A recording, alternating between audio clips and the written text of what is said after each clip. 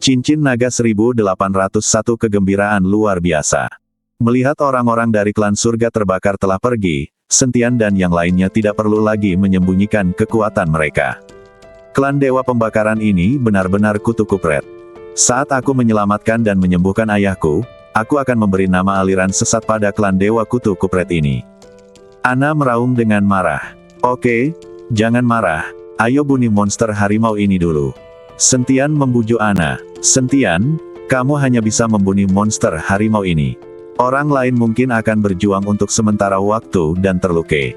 Humazi berkata kepada Sentian dengan sangat bijak. Oke, aku akan melakukannya. Sentian mengangguk, lalu maju selangkah. Saya melihat Sentian melambaikan tangan kanannya, dan pedang pembunuh naga langsung lahir dari hatinya dan muncul di tangan Sentian. Cahaya terang menyinari badan Sentian. Meskipun Sentian pasti akan membunuh iblis harimau ini, dia tidak akan gegabah. Bagaimanapun, itu adalah monster di alam Dawuhou. Meskipun dibesarkan dan tidak sekuat monster liar, Sentian tetap bersiap. Kekuatan naga di badan Sentian terus-menerus disuntikkan ke dalam pedang pembunuh naga. Pedang itu mengarah ke langit, dan lampu hijau tiba-tiba muncul. Di belakang Sentian, bayangan pedang besar muncul, seperti gunung. Pada saat ini, pedang pembunuh naga mengeluarkan suara mendengung yang sangat besar, dan sepertinya seluruh gunung salju berguncang. Dan di dalam pegunungan yang tertutup salju, sepertinya ada suara yang keluar, merespons pedang pembunuh naga di tangan Sentian. Respons ini dirasakan oleh Sentian, menimbulkan kegembiraan luar biasa di wajah Sentian. Iblis harimau merasakan aura yang memancar dari Sentian, dan matanya yang awalnya galak menunjukkan ketakutan saat ini. Badan iblis harimau perlahan mundur, seolah tidak mau mengikuti Sentian untuk bertarung. Untung dia dibesarkan oleh manusia, jadi dia sangat spiritual. Melihat badan iblis harimau itu mundur, Sentian tersenyum dingin. Tapi dia tidak akan membiarkan iblis harimau ini pergi dengan mudah. Ramuan binatang buas di badan iblis harimau adalah sumber daya budidaya terbaik. Tetapi ketika Sentian hendak mengambil tindakan, iblis harimau itu berbalik dan lari dengan kecepatan yang sangat cepat. Dalam beberapa lompatan, sosok itu langsung menghilang ke pegunungan bersalju. Kali ini, Sentian sedikit bingung. Humazi dan yang lainnya juga bingung. Sial, binatang sialan ini benar-benar lari begitu cepat. Humazi tidak bisa menahan diri untuk tidak berseru. Kalian harus tahu kalau monster pada dasarnya kejam. Apapun musuh yang mereka temui, mereka hanya akan menyerang dan jarang berbalik dan kabur. Namun iblis harimau ini hanya dapat berbalik dan lari ketika merasakan bahaya, yang menunjukkan bahwa ia telah membuka kecerdasan spiritualnya. Ini adalah monster yang dibesarkan, jadi ia memiliki kecerdasan spiritual dan wajar jika ia kabur saat menghadapi musuh yang kuat. Ge Yuhan menjelaskan, dibesarkan. Humazi terkejut, akan luar biasa jika saya memelihara binatang seperti itu suatu saat nanti. Humazi memiliki raut muka iri di wajahnya. Bagaimanapun, dia membesarkan monster-monster yang berada di alam Wuhou Agung. Sentian meletakkan pedang pembunuh naga di tangannya dan berkata dengan raut muka tak berdaya, sepertinya kita harus membiarkan iblis harimau ini hidup lebih lama. Ayo pergi. Sentian membawa Humazi dan yang lainnya dan terus bergerak maju.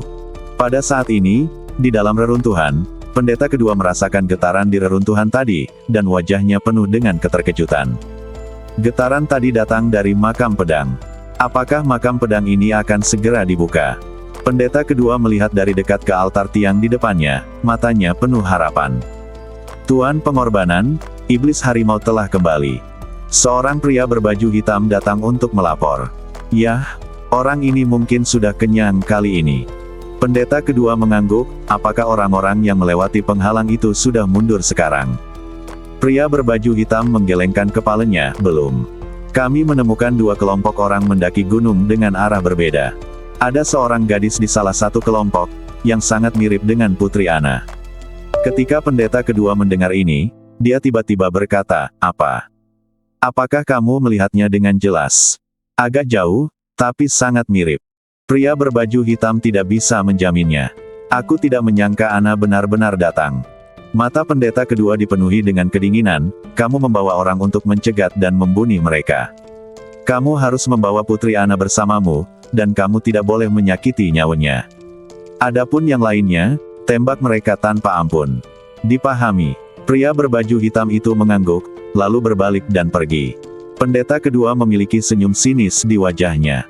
Hal meminta pendeta kedua untuk membunuh Ana, tetapi pendeta kedua ingin menangkapnya hidup-hidup. Terlihat bahwa kedua pendeta ini mungkin juga memiliki konspirasi tersembunyi di dalamnya. Pada saat ini, Sentian dan yang lainnya tidak tahu bahwa seseorang sedang mencegat dan membunuh mereka, dan mereka masih bergerak menuju puncak gunung. Pintu masuk ke reruntuhan ini kemungkinan besar berada di puncak gunung salju. Berapa lama lagi kita harus pergi? Ana bertanya dengan terengah-engah sambil memandangi pegunungan yang tertutup salju yang puncaknya tidak terlihat sama sekali. Kekuatannya berada pada titik terendah di sini, jadi pendakian yang panjang dan lingkungan yang keras membuat Ana sedikit tak tertahankan. Mengapa kamu tidak beristirahat di sini dan menunggu sampai kami menemukan reruntuhan dan Raja Pengobatan, lalu datang untuk mencarimu? Sentian tahu bahwa dengan kekuatan Ana, akan sulit untuk bergerak maju. Jika dia bersikeras mengikuti mereka, dia tidak hanya tidak dapat membantu, tetapi dia juga akan menjadi beban. Ana mengangguk. Dia juga tahu bahwa dengan kekuatannya sendiri, dia takut dia tidak akan bisa melanjutkan ke atas. Sentian, aku serahkan padamu, kata Ana. Jangan khawatir, biarkan Andrew menjagamu di sini. Setelah Sentian selesai berbicara, dia mengeluarkan beberapa perbekalan dari ring penyimpanan, menempatkan Ana di tempatnya, dan kemudian melanjutkan pendakian. Putri Ana, mohon istirahat yang baik. Andrew menemukan tempat terlindung untuk Ana dan berkata kepada Ana. Ana mengangguk, berbaring di kantong tidur, dan tanpa sadar tertidur. Imam besar dan orang lain di sisi lain memilih arah lain dan menuju puncak gunung salju. Wajah Daniel menunjukkan sedikit kebingungan dan kemarahan. Tampaknya merasakan kemarahan Daniel, Imam besar berkata, Daniel, kamu nampaknya sangat tidak puas denganku. Imam besar, klan surga terbakar kami selalu berpegang pada tujuan menyelamatkan dunia dan membantu orang, tapi bagaimana Anda bisa menggunakan kekerasan untuk memaksa orang lain mati? Daniel sangat bingung. Ini benar-benar berbeda dari apa yang diajarkan padanya saat pertama kali memasuki klan surga terbakar. Daniel, jangan kekanak-kanakan. Ini adalah masyarakat di mana yang lemah memakan yang kuat. Yang kuat dihormati, jadi singkirkan simpatimu. Sekarang kedua pendeta itu telah memasuki keluarga kerajaan, aku khawatir dia akan menjadi satu-satunya di klan surga terbakar di masa depan, dan kita semua akan mati saat itu. Kali ini, Paus mengutus kami untuk mencari relik tersebut. Jika kami dapat menemukan relik tersebut dan menemukan pedang legendaris, kami dapat membasmi kedua pendeta tersebut. Bahkan jika keluarga kerajaan maju, kami, klan Dewa Pembakaran, tidak akan melakukannya. Beri kami wajah. Selama kamu mengikutiku dengan baik, posisiku sebagai imam besar akan menjadi milikmu mulai sekarang, dan aku bisa memberimu seluruh warisanku. Imam besar terus membujuk Daniel. Daniel berhenti bicara, tapi dia tetap tidak mengerti. Segera, mereka menemui banyak kabut yang menghalangi jalan mereka. Kabut ini sangat aneh, seolah-olah sengaja diblokir di sini. Imam besar, tiba-tiba ada kabut di depan. Ucap Daniel sambil memandangi kabut di hadapannya. Aku tahu. Imam besar itu mengerutkan kening dan lonceng tembaga di tangannya sedikit bergetar. Gelombang suara masuk ke dalam kabut dan menghilang dalam sekejap. Kabut yang aneh. Kerutan di dahi imam besar semakin dalam. Imam besar, apa yang harus kita lakukan? Haruskah kita berkeliling di sini? Kata Daniel. Aku khawatir tidak ada jalan lain untuk mengatasi kabut ini. Kirimkan seseorang untuk menjelajahi jalannya. Jangan masuk terlalu dalam, kata imam besar. Daniel mengangguk, lalu melihat orang-orang dari kultus Dewa Pembakaran di belakangnya. Masing-masing dari orang-orang ini terlihat sangat gugup. Tidak ada yang ingin menjadi pionir dan memasuki kabut yang tidak diketahui ini. Kamu, masuk dan jelajahi. Daniel menunjuk ke arah orang percaya dan berkata. Wajah orang percaya itu langsung menjadi sangat pucat, dan seluruh badannya gemetar. Tapi sejak dia dipanggil, dia tidak berani membangkang. Saya hanya bisa berjalan dengan gemetar menuju kabut. Mukmin ini berjalan sangat lambat hingga mencapai tepi kabut dan tidak berani melangkah lagi. Imam besar merasa bahwa orang percaya telah berhenti, mengerutkan kening, melambaikan telapak tangannya dengan ringan, dan nafas datang dalam sekejap, langsung mendorong orang percaya tersebut ke dalam kabut. Semua orang memandang kabut di depan mereka dengan gugup, lalu menunggu dengan tenang. Akhirnya, setelah lebih dari 10 menit, orang percaya itu berkata, "Imam besar, tidak apa-apa, aman. Masuklah." Mendengar raungan pemuja itu, pria itu menghela nafas lega lalu berjalan menuju kabut. Namun ketika semua orang baru saja mencapai tepi kabut, mereka mendengar raungan datang dari dalam. Kemudian pemuja yang masuk berlari keluar, badannya masih terbakar api. "Cepat, matikan apinya." Melihat hal ini, Daniel segera mengarahkan orang-orang untuk memadamkan api, tetapi sudah terlambat. Orang percaya itu langsung terbakar menjadi abu. Raut muka semua orang berubah drastis, dan raut muka imam besar menjadi sangat serius. "Kutu kupret." Imam besar mengutuk, dan kemudian memukul orang beriman dengan nafasnya. "Masuk dan lihat, apa yang terjadi di dalam." Kali ini, pemuja tersebut membawa nafas imam besar, yang memungkinkan imam besar merasakan situasi di dalam kabut. Wajah orang beriman itu sangat jelek, tetapi dia tidak berani melanggar perintah dan berjalan ke dalam kabut dengan gemetar. Saat ini, Sentian dan yang lainnya telah melakukan perjalanan dalam kabut selama beberapa waktu. "Sentian, menurutku kabut ini sangat aneh. Kita sepertinya tersesat dan tidak bisa keluar sama sekali." Humazi mengerutkan kening. "Saya juga merasakannya. Dalam kabut ini, saya tidak bisa menentukan arah sama sekali." Fan Jiang juga berbicara. Sentian berhenti dan kesadarannya terus menyebar. Meskipun bisa menyebar dari badannya, tidak peduli bagaimana dia menyebarkan kesadarannya, yang dia lihat hanyalah kabut. Pada saat ini, Humazi mengeluarkan kompas perunggu dari tangannya. Sekali melihat patina pada kompas tersebut terlihat bahwa kompas itu sudah sangat tua. "Saya melihat ketika kompas dicabut, penunjuknya terus berputar seolah-olah diganggu." Humazi menggigit jarinya, menjatuhkan setetes darah ke kompas, lalu menggumamkan sesuatu. "Saya melihat penunjuk kompas perlahan-lahan menjadi stabil, lalu berhenti. Sial, kita sudah berjalan lama sekali, tapi kita tidak naik sama sekali, tapi kita berputar-putar di sekitar pegunungan yang tertutup salju." Humazi mengutuk. "Kamu memiliki benda ini, jika kamu tidak mengeluarkannya lebih awal." Sentian terdiam beberapa saat. Mereka telah lama terjebak dalam kabut ini, dan baru kemudian orang ini mengambil harta karun ini. "Apakah kamu bercanda? Ini diturunkan dari nenek moyang kita, jadi kamu tidak bisa menggunakannya begitu saja. Sekarang kalian semua ikuti aku, kita akan segera keluar." Setelah Humazi selesai berbicara, dia meletakkan kompasnya, lalu mulai berjalan ke depan, dengan Sentian dan yang lainnya mengikuti di belakang Humazi.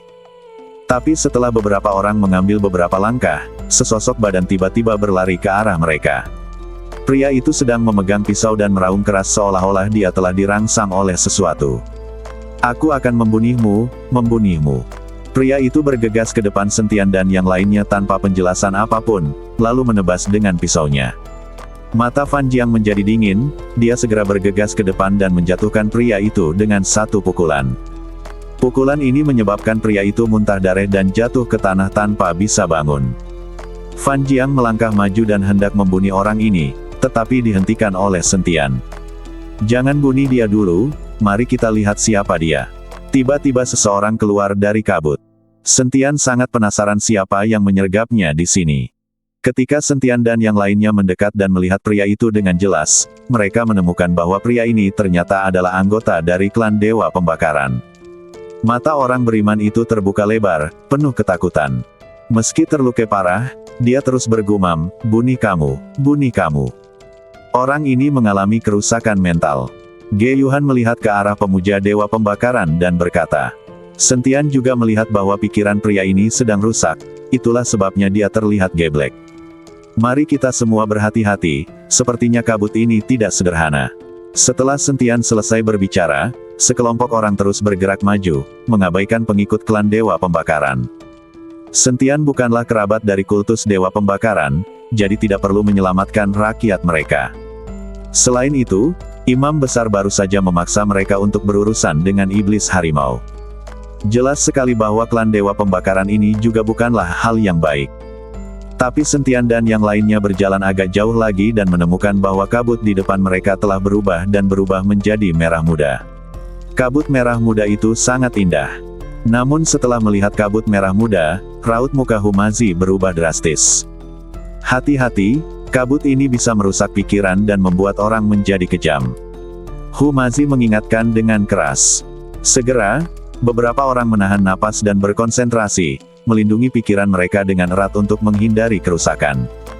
Begitu dia melangkah ke dalam kabut merah muda, Sentian merasa pusing. Tapi saat cahaya keemasan melintas di benak Sentian, dia tiba-tiba terbangun. Humazi dan Fan Jiang memasang raut muka serius di wajah mereka, menatap lurus ke depan, tidak berani diganggu sama sekali. Ge Yuhan tampak jauh lebih santai.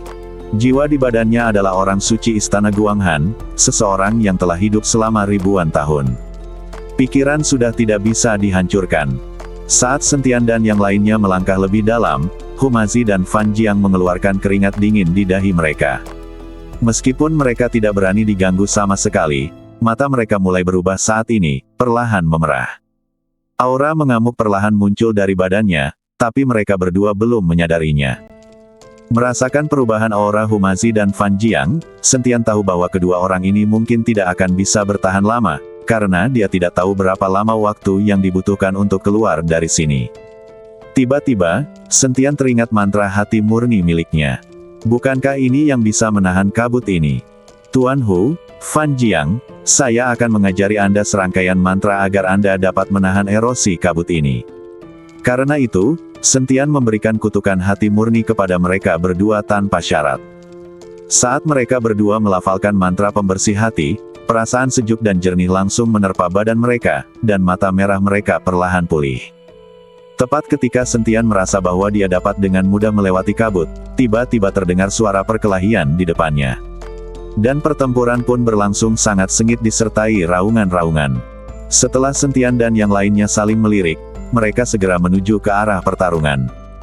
Ketika Sentian dan yang lainnya tiba, mereka menemukan selusin orang berkelahi, dan semuanya adalah anggota klan Dewa Pembakaran. Mata semua orang merah padam, dan mereka mengubah satu sama lain menjadi musuh bebuyutan.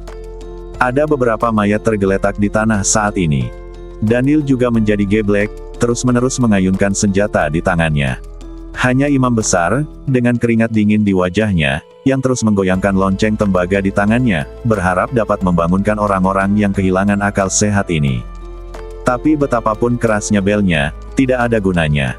Pada akhirnya, imam besar tidak punya pilihan selain menyingkirkan belnya, dan dia segera lari keluar dari kabut. Adapun bawahan ini, dia tidak berencana untuk mengurus mereka lagi. Tuan Sen, apa yang harus kita lakukan? Fan Jiang memandang Sentian dan bertanya. Sentian memandang Daniel dengan mata merah, dan akhirnya membuat gerakan vertikal, langsung meraih pergelangan tangan Daniel, dan kemudian aliran kekuatan spiritual memasuki badan Daniel. Daniel bangun, dan ketika dia melihat Sentian dan yang lainnya, dia terkejut. Kamu masih hidup. Daniel berpikir bahwa Sentian dan yang lainnya seharusnya sudah lama dimakan oleh iblis harimau. Jangan bicara lagi. Mari kita bicara setelah kamu pergi dari sini. Sentian takut perhatian Daniel akan terganggu dan pikirannya terganggu lagi, jadi dia membawa Daniel dan segera lari keluar dari kabut. Daniel memandangi anak buahnya yang saling membunuh. Meski matanya penuh keengganan, dia tidak tahu harus berbuat apa. Segera, Sentian dan yang lainnya bergegas keluar dari kabut. Ketika mereka melewati kabut, mereka melihat ke belakang dan menemukan bahwa kabut telah menghilang. Di atas salju, ada lebih dari selusin mayat tergeletak di berbagai arah, semuanya adalah pengikut klan Dewa Pembakaran. Daniel, imam besar sepertinya merasakan nafas Daniel, jadi dia meraung. Dia kabur dari kabut sendirian dan tidak peduli dengan yang lain. Sekarang dia tiba-tiba merasakan nafas Daniel dan merasa sedikit aneh, jadi dia meraung. Imam besar, Daniel balas meraung. Imam besar tidak berbicara, tetapi alisnya berkerut erat. Daniel, siapa yang ada di sekitarmu? Kenapa auranya begitu kuat? Imam besar perlahan mengeluarkan bel tembaga dan membuat postur bertahan. Karena Sentian dan yang lainnya menyembunyikan aura mereka pada awalnya, aura Sentian dan yang lainnya yang dirasakan oleh imam besar benar-benar berbeda dari sekarang. Dia tidak dapat membayangkan bahwa orang-orang di depannya ini adalah orang-orang yang sama yang dia paksa untuk menghadapi iblis harimau. Imam besar, mereka adalah kelompok turis yang kita temui di jalan. Jawab Daniel. Wajah imam besar terkejut, tidak mungkin, bagaimana mungkin, bagaimana aura di badan mereka bisa begitu kuat. Imam besar tidak dapat mempercayainya sama sekali. Jika orang-orang ini begitu berkuasa pada saat itu, bagaimana mereka bisa diancam olehnya? Daniel tidak bisa menjawab imam besar dan hanya bisa melihat ke arah Sentian. Namun sebelum Sentian dapat berbicara, Humazi berbicara dengan marah.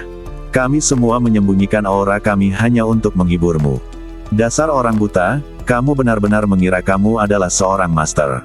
Memegang bel yang rusak dan membicarakannya, itu cukup misterius. Jika saya tidak mengambil tindakan, Anda tidak akan mampu mendobrak penghalang, dan Anda akan berani mengancam kami. Menurutku kamu, seorang lelaki tua, pantas dipukuli. Humazi sangat marah hingga dia melangkah maju dan menamparkan imam besar 2 kali. Kedua tamparan ini langsung mengejutkan imam besar, dan dia menyadari bahwa dia bahkan tidak memenuhi syarat untuk bersembunyi. Pada saat ini, raut muka imam besar berubah menjadi sangat jelek, tetapi dia tidak berani mengucapkan sepatah kata pun. Dan ketika Daniel memandang imam besar yang ditampar 2 kali dan bahkan tidak berani kentut, emosinya campur aduk di dalam hatinya.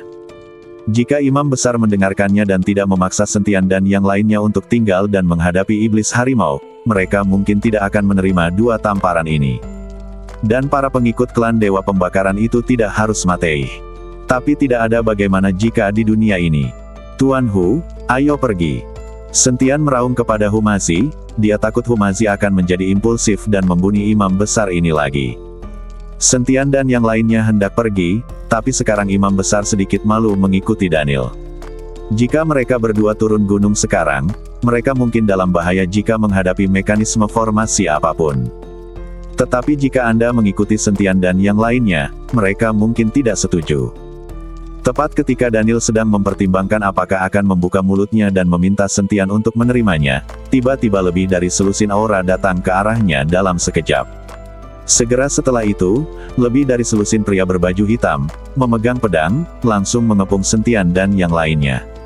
Menghadapi pria berbaju hitam yang mengelilingi mereka, Sentian mengerutkan kening. Fan Jiang, apakah menurutmu aura orang-orang ini familiar bagimu?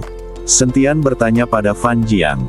Ya, sangat familiar, sama seperti orang yang mencegat dan membunuh Putri Ana. Fan Jiang mengangguk dan berkata, mungkinkah orang-orang ini mengambil alih reruntuhan itu lebih awal? Sentian sedikit terkejut, mengapa orang-orang berbaju hitam ini tiba-tiba muncul di sini? Kecuali mereka berada di sini lebih awal, lapisan pos pemeriksaan dan formasi tidak akan mudah ditembus. Namun, setelah selusin pria berbaju hitam tiba-tiba muncul, wajah imam besar justru menunjukkan raut muka bersemangat. Anggota kultus Dewa Pembakaran mematuhi perintah. Imam besar tiba-tiba mengangkat lonceng tembaga di tangannya dan meraung dengan keras. Orang-orang berbaju hitam ini semuanya adalah pengikut klan Dewa Pembakaran. Imam besar merasakannya begitu orang-orang ini muncul. Dan ketika selusin pria berbaju hitam ini melihat imam besar membunyikan bel, kilatan kepanikan muncul di mata mereka, tetapi mereka segera menjadi stabil. Ketika Daniel melihat orang-orang ini dan perintah imam besar, dia bersikap cuek dan alisnya langsung berkerut. Dia sepertinya memahami sesuatu, jadi dia berkata di telinga imam besar, orang-orang ini seharusnya berada di istana kekaisaran dan menjadi milik kedua imam itu. Kata-kata Daniel seketika membuat kegembiraan di wajah imam besar menghilang, digantikan oleh kemarahan yang tak ada habisnya. Kamu pengkhianat, aku akan membunuhmu hari ini. Imam besar meraung dengan marah, dan aura di badannya mulai melonjak dengan ganas. Sambil memegang bel tembaga di tangannya, dia mengguncangnya dengan kuat. Saat bel tembaga berbunyi, gelombang suara berdesir. Setelah melihat ini, selusin pria berbaju hitam segera membentuk lingkaran, dan aura mereka memadat membentuk perisai untuk menahan serangan imam besar. Ketika Daniel melihat ini, dia melompat dengan senjata di tangannya. Kamu pengkhianat, ambillah nyawemu. Saat Daniel mengayunkan senjata di tangannya, ujung tajam yang tak terhitung jumlahnya mengarah ke selusin pria berbaju hitam. Segera, Daniel mengikuti imam besar dan bertarung dengan selusin pria berbaju hitam ini. Sentian dan yang lainnya menjadi penonton. Tuan Sen, apa yang harus kita lakukan? Fan Jiang bertanya. Ayo pergi, ini urusan pribadi klan mereka, biarkan saja. Sentian melambaikan tangannya dan berencana untuk pergi. Lagi pula, apakah pihak lain itu pengkhianat atau bukan, tidak masalah jika dia mengikuti Anda. Sentian hanya ingin menemukan reruntuhannya secepat mungkin dan tidak ingin membuang waktu. Pria berbaju hitam seperti Sentian tiba-tiba muncul. Mereka mungkin bersembunyi di reruntuhan. Mengapa kita tidak menangkap satu dan menanyai mereka? Kata Humasi. Sentian sangat senang, ya, Tuan Humasi pintar, jadi mari kita tangkap satu dan bertanya. Saat ini, Daniel dan Imam Besar sedang bertarung dengan lebih dari selusin pria berbaju hitam. Meskipun mereka tidak dikalahkan, mereka sudah dirugikan. Entah itu Daniel atau Imam Besar, sudah ada beberapa luka di badan mereka saat ini. Fan Jiang, ambil lidahmu. Sentian berkata pada Fan Jiang. Fan Jiang mengangguk, sosoknya menghilang dalam sekejap, dan dia langsung bergabung dalam pertempuran. Ketika seorang pria berbaju hitam melihat Fan Jiang tiba-tiba muncul, dia menebas dengan pedang di tangannya. Fan Jiang berbalik ke satu sisi dan kemudian menyerang dengan telapak tangan, langsung menjatuhkan pedangnya dari tangan pria berbaju hitam. Pedang yang terbang menembus dada pria berbaju hitam lainnya. Saat pria berbaju hitam itu tertegun ketika parangnya terbang, Fan Jiang melangkah maju dan meraih kerah pria itu, dan menggendong pria berbaju hitam itu. Tidak peduli seberapa keras dia berjuang, pria berbaju hitam tidak bisa melepaskan diri, dan dia langsung terpana. Celepuk. Fan Jiang melemparkan pria berbaju hitam itu ke depan Sentian, lalu menginjak pria berbaju hitam itu. Pria berbaju hitam memandang Sentian di depannya, dengan sedikit kepanikan di matanya. Izinkan saya bertanya, mengapa Anda menghentikan kami? Apakah Anda sudah menemukan reruntuhannya? Sentian bertanya pada pria berbaju hitam. Meskipun pria berbaju hitam itu ketakutan, dia tidak berbicara dan mengertakkan gigi. Sepertinya dia berencana bertarung sampai akhir. Melihat pria berbaju hitam itu cukup berani, Sentian mencibir, lalu membuat beberapa pukulan acak di udara dengan jarinya. Jimat pemakan hati.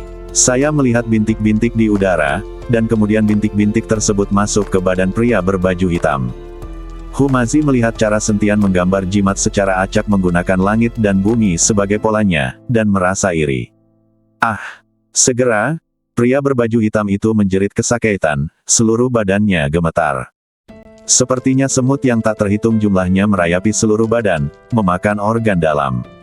Aku bilang, pria berbaju hitam tidak dapat menahan siksaan, tetapi ketika dia hendak membuka mulutnya, kepalanya tiba-tiba meleduk.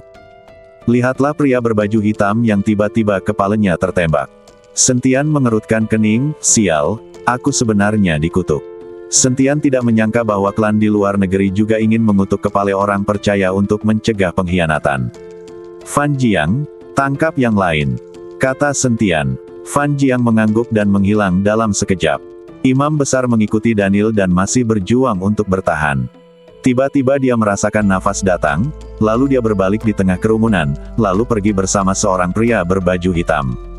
Saat ini, hanya tersisa beberapa dari selusin pria berbaju hitam, bertarung dengan Imam Besar dan Daniel. Meskipun mereka melihat rekan mereka dibawa pergi seperti ayam, mereka tidak dapat menyisihkan tenaga untuk menyelamatkannya. Ketakutan di mata pria berbaju hitam yang baru saja ditangkap semakin terlihat jelas.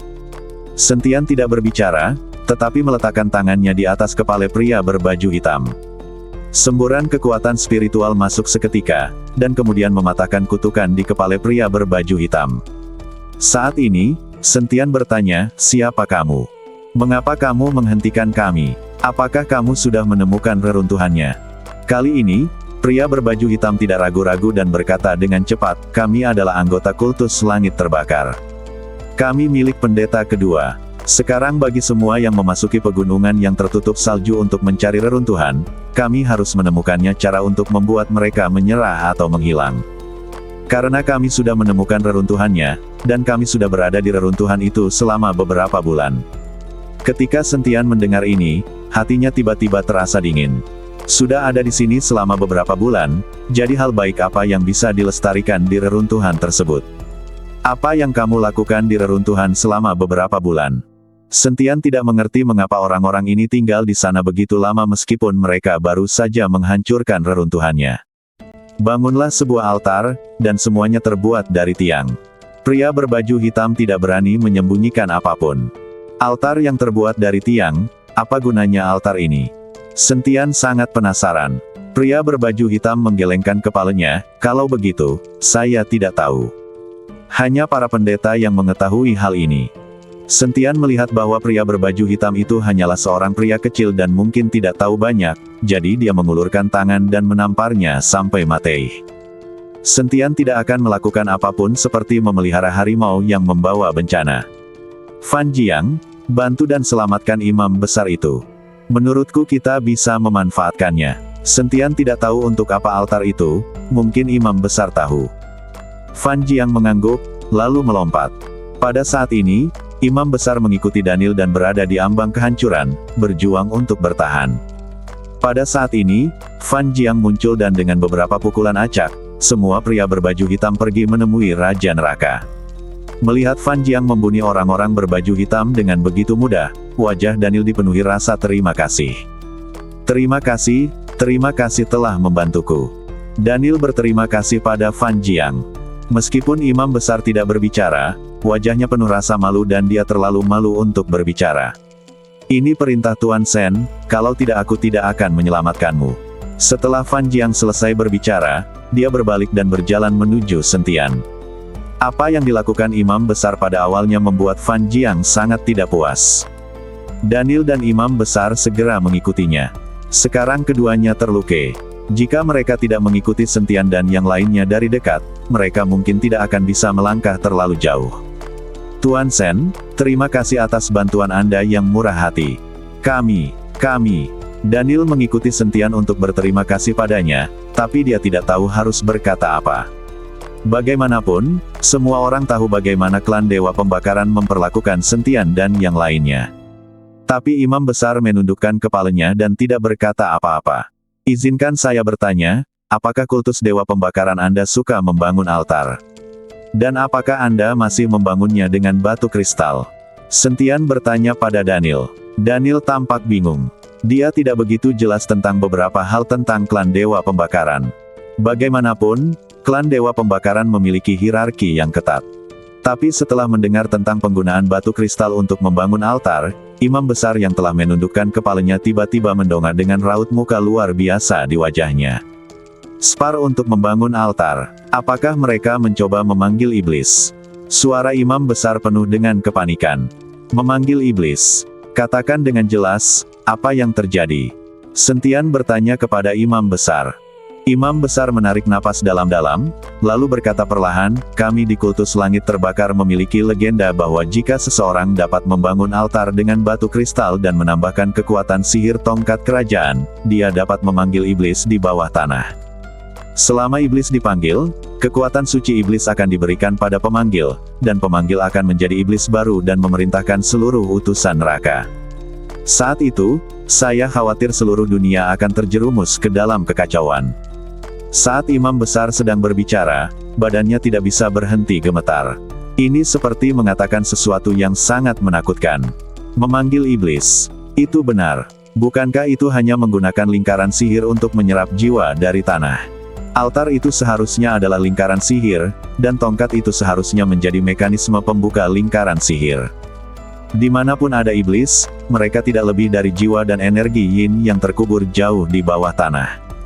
Humazi berkata dengan nada meremehkan. Iblis memang ada. Jika kamu tidak percaya, kamu akan membayar harganya. Imam besar tampak bertekad, dia yakin altar itu bisa memanggil iblis. Oke, ayo pergi dan lihat apakah kita bisa memanggil iblis. Sekarang kita tahu mereka telah mendirikan altar, menurutku kamu bisa menemukan cara untuk mengetahui lokasi mereka. Kata Sentian kepada imam besar. Imam besar mengangguk, lalu menggumamkan sesuatu, dan lonceng tembaga di tangannya tiba-tiba mulai bergetar.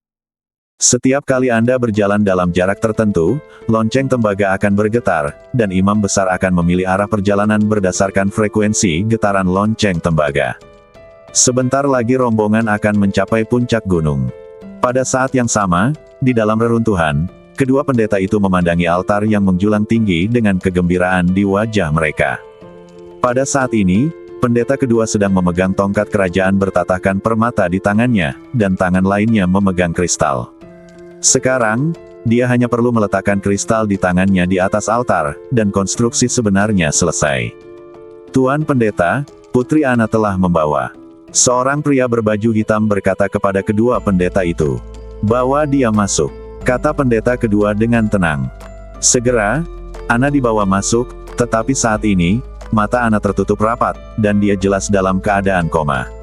Andrew tampak tenang di samping Ana, tidak terkekang, tapi juga tidak melawan. Melihat Ana dalam keadaan koma, pendeta kedua dengan lembut menyentuh wajah Ana dengan tangannya, seperti yang diharapkan dari sang putri. Lihat betapa menariknya wajah ini. Saat dia dirasuki iblis, dia bisa menjadi ratu seluruh negeri. Dan akulah orang di belakang ratu.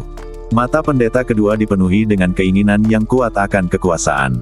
Dia tidak akan rela hanya menjadi pendeta di keluarga kerajaan. Hanya saja di negeri beruang ini, sekuat apapun Anda, jika Anda tidak memiliki darah bangsawan, Anda tidak bisa menguasai seluruh negeri. Jadi dia perlu menggunakan garis keturunan bangsawan Ana untuk memerintah seluruh negara beruang. Adapun Pangeran Hal, dia hanyalah salah satu pionnya. Ketika Ana dirasuki iblis, Pangeran Hal tidak perlu ada. Saat Ana menjadi ratu, dia akan menjadi pendamping ratu, puncak kekuasaan. Pendeta kedua, aku telah membawakan Putri Ana kepadamu. Apakah sudah waktunya bagimu untuk melepaskan istri dan anak-anakku? Andrew bertanya kepada pendeta kedua tanpa raut muka. Andrew, kamu melakukan pekerjaan dengan baik. Kamu tidak hanya menipu Putri Ana untuk datang ke sini, tetapi kamu juga mencegah Pangeran Hal membunuhnya, jadi kamu pantas mendapatkan banyak pujian. Jangan khawatir, istri dan anakmu baik-baik saja. Selama kamu mengikutiku dengan patuh, kamu akan menjadi kapten pengawal kerajaan di masa depan. Imam kedua berkata kepada Andrew dengan sangat puas. Namun Andrew tampaknya tidak peduli menjadi kapten penjaga, tetapi melanjutkan, saya hanya ingin mengambil istri dan anak-anak saya. Saya minta maaf atas kepercayaan Putri Ana dan Duke Ross kepada saya. Saya bisa, jangan tinggal bersama mereka lagi. Kamu hanya perlu melepaskan istri dan anakku, dan aku akan terbang bersama mereka. Andrew adalah penjaga istana Duke yang paling setia, jadi Duke Ross memintanya untuk melindungi Putri Ana secara pribadi. Hanya saja pendeta kedua menangkap istri dan anak Andrew, dan Andrew terpaksa berbohong bahwa ada raja pengobatan di sini yang bisa menyelamatkan Duke Ross. Dia menipu Ana di sini untuk ditukar dengan istri dan anak-anaknya. Jika bukan karena bertemu Sentian dan yang lainnya, Andrew pasti akan membawa Ana ke sini. Sudah kubilang, jangan khawatir. Saat rencanaku selesai, aku pasti akan melepaskan istri dan anakmu. Pendeta kedua dengan lembut melambaikan tangannya ke dahi Ana, dan Ana perlahan membuka matanya. Ketika dia melihat pendeta kedua dan orang-orang berpakaian hitam di sekelilingnya, dia tercengang. Andrew, kita di mana? Mengapa orang-orang dari kultus Dewa Pembakaran ini ada di sini? Ana sedikit panik karena dia tahu bahwa kedua pendeta itu adalah milik kakaknya Hal. Sekarang Hal mengejarnya, kedua pendeta ini juga harus membunuhnya. Tapi Andrew tidak menjawab Ana, tapi menundukkan kepalanya sedikit dan tidak berkata apa-apa. Putri Ana, jangan takut. Aku tidak akan menyakitimu. Aku memintamu datang ke sini untuk menjadikanmu ratu yang sebenarnya. Kakakmu, Pangeran Hal, ingin aku membunuhmu, tapi aku tidak mau mendengarkannya. Saya bersedia mengikuti instruksi Putri Ana, karena hanya Anda yang bisa menjadi ratu terkuat di seluruh kerajaan beruang. Pendeta kedua berbisik kepada Ana. Dia takut Ana akan takut dan melakukan sesuatu yang drastis. Tidak, aku tidak ingin menjadi ratu. Aku hanya datang ke sini untuk mencari raja pengobatan untuk menyelamatkan ayahku. Aku tidak ingin mendapatkan hak apapun. Ana menggelengkan kepalanya dan berkata, Putri Ana, tidak ada raja pengobatan sama sekali di sini. Jika kamu ingin menyelamatkan ayahmu, kamu hanya bisa mendengarkan aku. Ketika kamu memiliki kemampuan, apalagi menyelamatkan ayahmu, kamu bahkan dapat menghidupkannya kembali. Kata pendeta kedua. Ana tercengang saat mendengar ini, lalu menatap Andrew dengan tatapan kosong. Andrew, apa yang terjadi? Apakah tidak ada raja pengobatan di sini? Ana mendengar perkataan Andrew, jadi dia mengambil resiko untuk datang. Bagaimanapun, Andrew adalah pengawalnya yang paling terpercaya, dan dia hanya percaya pada Andrew. Namun kini Andrew menundukkan kepalanya, tidak berani menatap Ana, dan tidak berani bersuara. Melihat Andrew seperti ini, Anna sepertinya memahami sesuatu, dan seluruh badannya serasa roboh. Andrew, apakah kamu berbohong padaku? Apakah kamu berbohong padaku? Kenapa? Kenapa kamu berbohong padaku? Berbicara, Anna memukul Andrew sekuat tenaga. Andrew berlutut di depan Anna dengan keras, "Putri Anna, aku minta maaf padamu, dan aku tidak bisa menahannya. Istri dan anak-anakku ada di tangan pendeta kedua, dan aku hanya bisa mendengarkannya." Anna sangat marah hingga seluruh badannya gemetar, dan matanya penuh ketidakberdayaan. Kakaknya mengejarnya, dan sekarang pengawalnya yang paling terpercaya mengkhianatinya. "Putri Anna, ingat, tidak ada seorang pun di dunia ini yang dapat mengandalkanmu kecuali kekuatanmu sendiri, jadi kamu perlu meningkatkan kekuatanmu. Sekarang aku akan memberimu kesempatan untuk meningkatkan kekuatanmu." Sambil berkata begitu, pendeta kedua mengedipkan mata, lalu dua pria berbaju hitam mengangkat Anna dan berjalan menuju altar. Dua pria berbaju hitam mengikat Anna ke pilar batu di tengah altar, lalu berjalan turun. Kedua pendeta itu memegang batu kristal dan perlahan berjalan ke altar. Ada celah di tepinya, tempat batu kristal di tangan pendeta kedua ditempatkan. Selama kristal ini ditempatkan di atasnya, seluruh altar akan resmi selesai. Pendeta kedua mengambil tongkat itu dan dengan lembut meletakkannya di atasnya. Dengan suara mendengung, seluruh altar memancarkan semburan cahaya yang menyilaukan, diikuti oleh sinar cahaya seperti kilat yang mulai menyinari reruntuhan. Seluruh gunung salju mulai berguncang saat ini. Hahaha, sukses, sukses. Selama kamu menunggu sampai tengah malam, iblis akan datang ke dunia. Pendeta kedua seperti orang geblek, tertawa terbahak-bahak. Andrew memandang Anna yang terikat di altar, merasa sangat bersalah dan menyalahkan diri sendiri. Tapi tidak ada jalan untuk mundur ketika busurnya ditarik. Segalanya telah sampai pada titik ini dan dia tidak punya pilihan. Ledukan, gunung salju berguncang lagi, dan salju di atas salju mulai runtuh saat ini. Apa yang terjadi? Apakah akan terjadi gempa bumi? Merasakan guncangan pegunungan yang tertutup salju, kata Daniel dengan panik. Jika terjadi gempa bumi di sini, tidak ada satupun yang selamat. Itu rusak. Pengkhianat berhasil menghancurkan altar. Kita harus menemukan pintu masuk ke reruntuhan sebelum tengah malam, kalau tidak dia akan memanggil iblis dan tidak ada dari kita yang akan selamat. Kata imam besar dengan sungguh-sungguh. Namun sebelum mereka selesai berbicara, terdengar suara gemuruh yang keras dan longsoran salju terlihat di mana-mana di pegunungan yang tertutup salju. Salju yang semula menutupi gunung itu runtuh di area yang luas, dan bebatuan berwarna coklat pun terlihat. Setelah beberapa saat, gunung berhenti berguncang, tetapi tidak ada salju di seluruh puncak gunung, dan semua bebatuan besar terlihat. Sekarang setelah saljunya hilang, bisakah kita menemukan pintu masuk ke reruntuhan? Kata Sentian kepada imam besar. Bisa. Imam besar mengangguk, lalu lonceng tembaga di tangannya bergetar hebat. Gelombang suara menyebar dan menyelimuti seluruh puncak gunung. Pada saat ini, pendeta kedua yang berada di reruntuhan tiba-tiba mengerutkan kening, mengapa orang tua buta ini ada di sini? Umar, teriak pendeta kedua. Segera, seorang pria jangkung dan berotot muncul di depan pendeta kedua. Omar ini berambut panjang di sekujur badannya, seperti orang biadab. Setelah Andrew melihat Omar, raut mukanya sedikit berubah. Jelas sekali dia mengenal Omar ini. Sebagai seorang pemberani di antara para beruang, Omar tidak pernah menyangka akan mendengarkan panggilan kedua pendeta tersebut. Tuan Priest, apa perintahmu?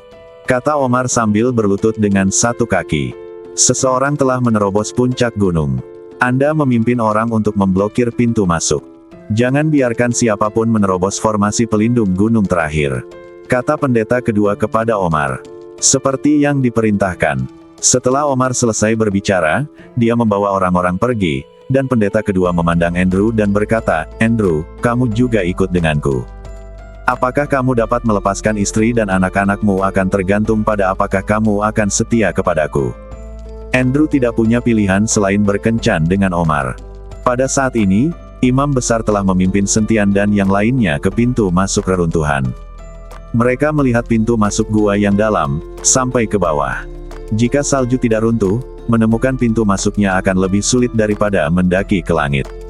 Sekarang kita sudah menemukan pintu masuknya, kita bisa masuk. Siapa yang pergi ke pintu masuk lebih dulu? Fan Jiang. Tapi saat dia mendekati pintu masuk, kilatan cahaya tiba-tiba muncul, dan badan Fan Jiang langsung terpental kembali oleh kekuatan kejutan balasan yang besar. Lalu saya melihat sesuatu seperti penutup kaca, yang terus-menerus berkedip dengan cemerlang, dan Anda juga bisa melihat rune berkedip. Sial, kenapa masih ada formasi? Fan Jiang berdiri dan mengumpat dengan marah. Tanpa diduga, ketika mereka sampai di pintu masuk, ada lingkaran sihir yang menghalanginya. Terlebih lagi, formasi kali ini jelas jauh lebih kuat, bahkan Fan Jiang langsung terlempar ke belakang.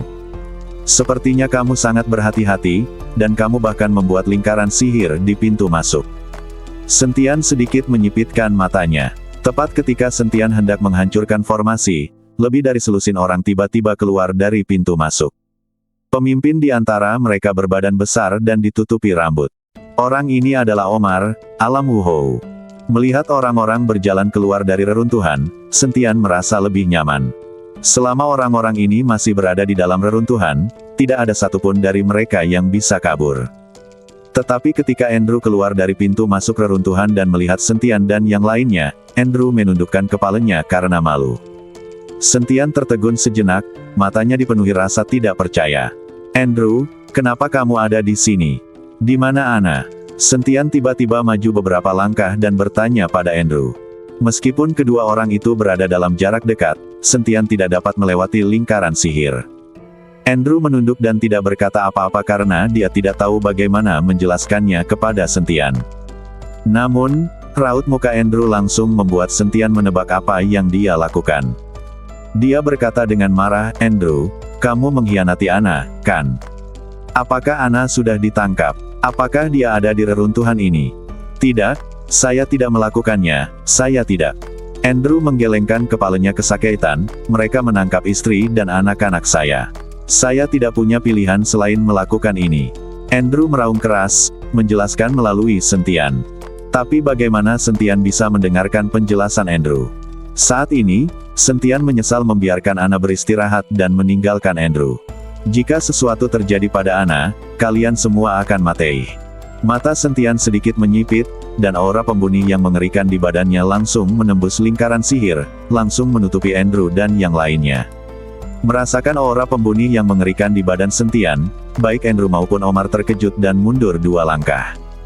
Kamu berani menerobos gerbang gunung tanpa izin. Cepat pergi dari sini dan aku akan mengampuni nyawamu. Kalau tidak, kamu hanya akan mati. Omar meraung dengan marah, dan kemudian formasi penjaga gunung mengeluarkan gelombang tekanan yang menakutkan. Sentian dan yang lainnya tiba-tiba merasakan gelombang tekanan turun. Imam besar dan Daniel langsung jatuh ke tanah. Melihat imam besar langsung tergeletak di tanah mengikuti Daniel, Omar tertawa terbahak-bahak, hahaha, orang tua buta, beraninya kamu datang ke sini jika kamu tidak ingin menjalani seluruh hidupmu dalam kultus dewa pembakaran. Imam besar dihina dan sangat marah hingga seluruh badannya gemetar, tetapi tidak ada yang bisa dia lakukan. Dia langsung ditekan oleh tekanan yang menakutkan dan tidak bisa bergerak. Sentian melihat tatapan arogan Omar dan sedikit mengangkat sudut mulutnya, lingkaran sihir kecil, apakah kamu juga ingin menghentikanku? Saat dia berbicara, pedang pembunuh naga tiba-tiba muncul di tangan Sentian, dan kemudian dia mengangkat tinggi pedang pembunuh naga, dan kekuatan spiritual yang menakutkan melonjak dengan cepat. Hancurkan untukku. Sentian meraung marah, disusul aura menakutkan dan ganas yang langsung terpancar dari badan Sentian. Bahkan di seberang lingkaran sihir, Omar dan Andrew merasakan gelombang penindasan. Ada sedikit rasa tidak percaya di mata Omar. Kalian pasti tahu kalau dia adalah manusia beruang dengan kekuatan Wuhou. Dan meskipun mereka dipisahkan oleh formasi pelindung gunung, aura menakutkan di badan Sentian sepertinya tidak terhalang. Tepat ketika wajah Omar penuh dengan keraguan, pedang pembunuh naga di tangan Sentian telah ditebas dengan satu serangan. Ledukan. Ada suara keras yang mengejutkan, dan seluruh gunung berguncang, dan di bawah pedang Sentian, lingkaran sihir mulai berkedip dengan aliran cahaya, dan retakan kecil muncul di perisai seperti penutup kaca. Di bawah pemboman pedang ini, paksaan yang berasal dari formasi pelindung gunung menghilang seketika, yang juga membuat Daniel dan imam besar yang tergeletak di tanah perlahan berdiri. Melihat lingkaran sihir yang retak, mata Omar melebar karena tidak percaya di wajahnya. Anda harus tahu bahwa dibutuhkan kristal yang tak terhitung jumlahnya dan sebulan penuh untuk membuat lingkaran sihir ini. Pendeta kedua pernah berkata bahwa lingkaran sihir seperti itu tidak dapat ditembus bahkan oleh ratusan atau ribuan Master Wu. Tapi dengan satu serangan pedang, formasi itu penuh dengan bekas luka. Keyakinan Omar saat pertama kali keluar sangat terpukul saat ini. Dia tidak tahu apakah formasi itu bisa menahan pukulan, dan dia tidak tahu apakah dia akan menjadi lawan dari pemuda di depannya. Tepat ketika Omar sedang berpikir liar, Sentian mengangkat pedang pembunuh naga di tangannya lagi, dan seekor naga emas melingkari pedang pembunuh naga. Kemudian Sentian melambai, dan naga emas itu meraung. Ledukan. Naga emas itu menghantam lingkaran sihir. Dalam sekejap, naga emas itu berubah menjadi titik cahaya dan menghilang. Lingkaran sihir itu juga menghilang tanpa jejak dalam sekejap karena benturan yang keras. Melihat pemandangan di hadapannya, mulut Omar terbuka lebar karena keterkejutan di wajahnya. Sentian mengabaikan Omar yang terlihat terkejut, namun berjalan menuju Andrew dengan wajah marah, lalu meraih Andrew dan langsung mengangkatnya. Bawa aku mencari Ana. Jika Ana melakukan kesalahan, kamu tahu konsekuensinya. Setelah Sentian selesai berbicara, dia melepaskannya dan membiarkan Andrew jatuh ke tanah. Andrew tidak berbicara, tapi dia tetap berdiri diam, lalu berbalik dan berjalan menuju pintu masuk reruntuhan. Ketidaktahuan Sentian terhadap Omar langsung menimbulkan kemarahan Omar. Sebagai pejuang paling terhormat dari suku beruang, Omar tidak pernah diabaikan dan dipermalukan. Wah, beraninya kamu mengabaikanku. Apa menurutmu aku takut padamu? Dengan mengatakan itu, Omar langsung menamparkan telapak tangannya yang marah ke arah Sentian. Omar tahu bahwa Sentian sangat kuat, jadi dia menggunakan seluruh kekuatannya segera setelah dia menyerang.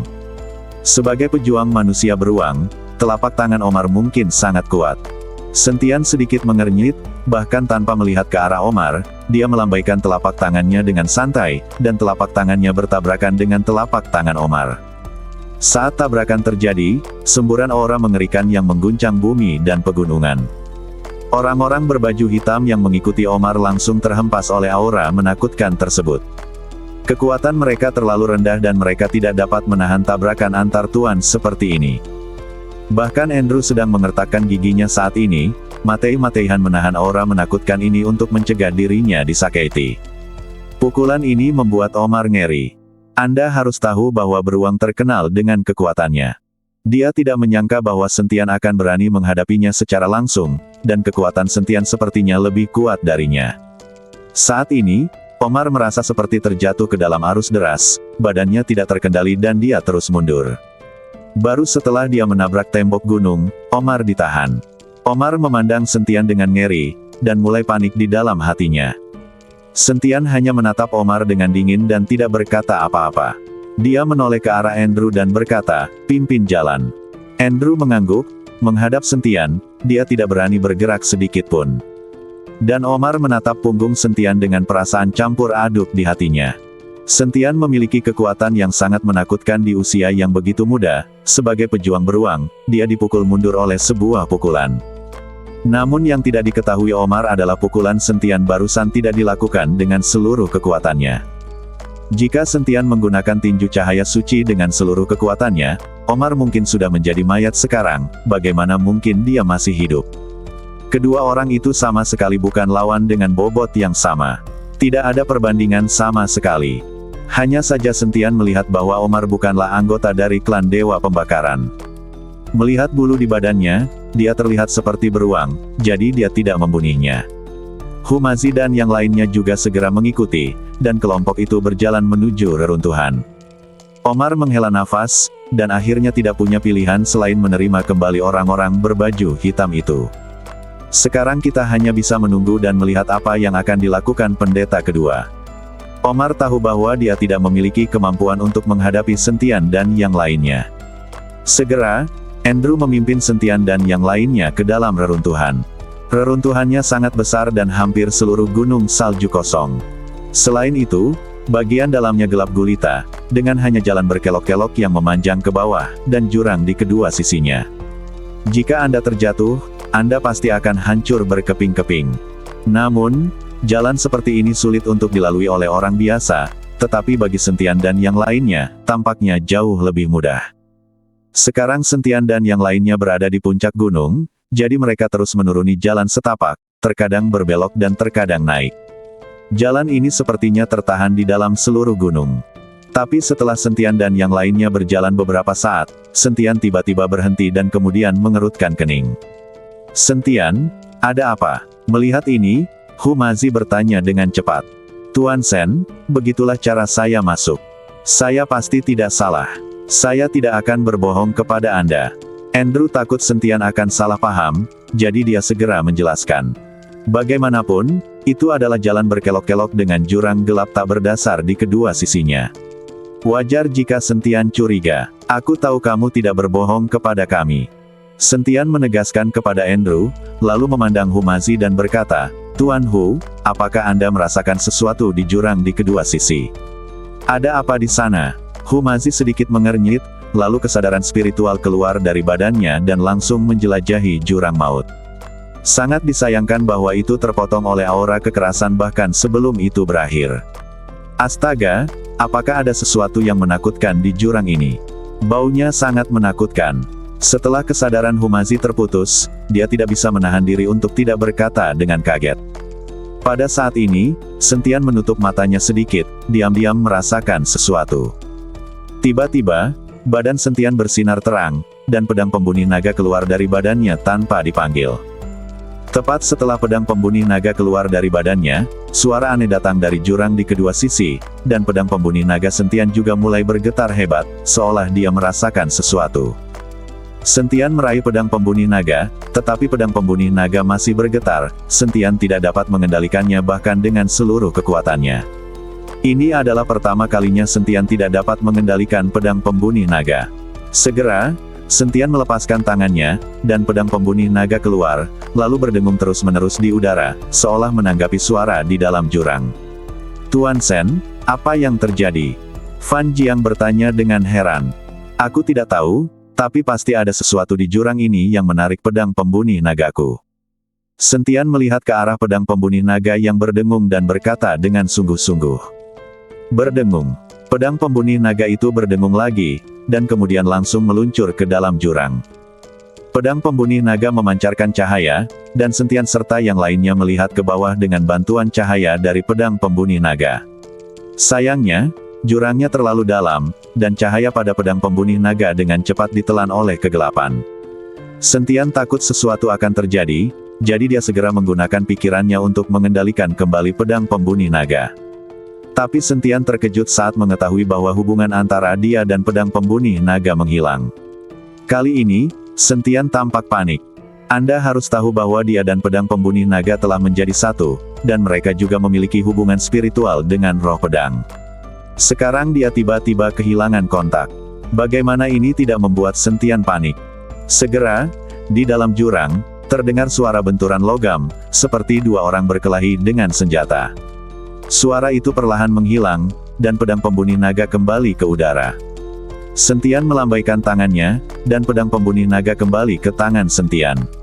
Melihat pedang pembunuh naga di tangannya, terlihat jelas ada jejak pertempuran baru-baru ini. Apakah ada seseorang di bawah ini? Sentian tampak terkejut, lalu bertanya kepada Andrew, "Andrew, tahukah kamu di mana jurang ini berada?" Andrew menggelengkan kepalanya dengan cepat, "Tuan Sen, saya tidak tahu banyak tentang tempat ini. Ini pertama kalinya saya ke sini." Saat dia sedang berbicara, Omar datang bersama seseorang, dan Andrew dengan cepat berkata, "Kalau begitu Omar pasti tahu." Sentian kembali menatap Omar dan merasakan tatapan Sentian, sang pejuang beruang, mulai sedikit gemetar di kakinya saat ini. "Izinkan saya bertanya, di manakah tempat di bawah jurang di kedua sisinya? Apakah ada orang yang tinggal di sana?" Meskipun Sentian berbicara dengan lembut, nadanya tidak perlu dipertanyakan lagi. Jika Omar tidak menjawab, dia akan dipukul. Aku tidak begitu tahu. Mereka tidak akan memberitahuku rahasianya di sini, tapi ada kuburan pedang di sini. Kudengar klan Wenjian mengubur semua pedang di tempat itu. Sepertinya ada pedang dewa yang menekan pedang di seluruh makam pedang untuk mencegah pedang itu keluar dari makam pedang dan melukai orang. Tapi aku tidak tahu apakah ini tempat makam pedang. Omar berkata jujur, dia tidak berani berbohong. Negeri Makam Pedang. Sentian sedikit mengernyit, sudah berapa bulan kamu berada di sini? Pernahkah kamu memasuki negeri Makam Pedang? Tidak, Makam Pedang penuh dengan energi pembunuh. Lusinan orang telah dikirim, tapi tidak ada yang keluar hidup-hidup, jadi pendeta kedua berencana menggunakan kekuatan altar untuk memasuki Makam Pedang. Kata Umar, sepertinya Makam Pedang ini adalah tempat yang disebutkan Tuan Si. Itu juga tempat di mana pedang pembunuh nagaku dapat meningkatkan kekuatannya. Sentian melihat pedang pembunuh naga di tangannya, matanya berkedip. Sentian merasa bahwa di dalam jurang ini, pasti ada semacam makam pedang, jika tidak, pedang pembunuh naganya tidak akan menimbulkan reaksi sebesar itu. Dan suara benturan logam barusan pastilah hasil pertarungan antara pedang pembunuh naga miliknya dan pedang spiritual lainnya di makam pedang. Memikirkan hal ini, Sentian memutuskan untuk pergi ke makam pedang untuk melihat setelah menyelamatkan Ana. Menyingkirkan pedang pembunuh naga, Sentian meminta Andrew untuk memimpin jalan, dan kelompok itu terus bergerak maju di sepanjang jalan. Segera, Sentian dan yang lainnya tiba di area yang luas, di mana mereka melihat cahaya terang dan banyak orang berbaju hitam berjalan-jalan. Tapi tidak ada yang memperhatikan Sentian dan yang lainnya. Di tengahnya, sebuah altar yang terbuat dari batu kristal bersinar, dan di pilar tengah altar, Ana diikat di sana. Ada lubang bundar tepat di atas altar, di mana langit bisa terlihat. Saat itu sudah larut malam, dan cahaya bulan yang redup menyinari dari lubang bundar itu, yang kebetulan menyinari badan Ana. Putri Ana ada di atas sana. Andrew berkata pada Sentian. Pada saat ini, ketika Sentian melihat Ana diikat, niat membunuh yang kuat langsung muncul di badannya. Niat membunuh ini langsung menyelimuti seluruh reruntuhan. Pendeta kedua juga merasakan seseorang mendobrak masuk, dan segera bergegas menghampiri orang-orang. Ketika pendeta kedua melihat Andrew masuk bersama seseorang, dan Omar masih mengikuti di belakang, amarahnya langsung membara. Andrew, beraninya kamu membawa orang masuk. Apakah kamu tidak ingin istri dan anakmu tetap hidup? Pendeta kedua meraung kepada Andrew. Andrew tidak berkata apa-apa dan hanya bisa menundukkan kepalanya dalam diam. Melihat Andrew tetap diam, pendeta kedua memandang ke arah Omar. Omar, aku memintamu untuk mencegah mereka masuk.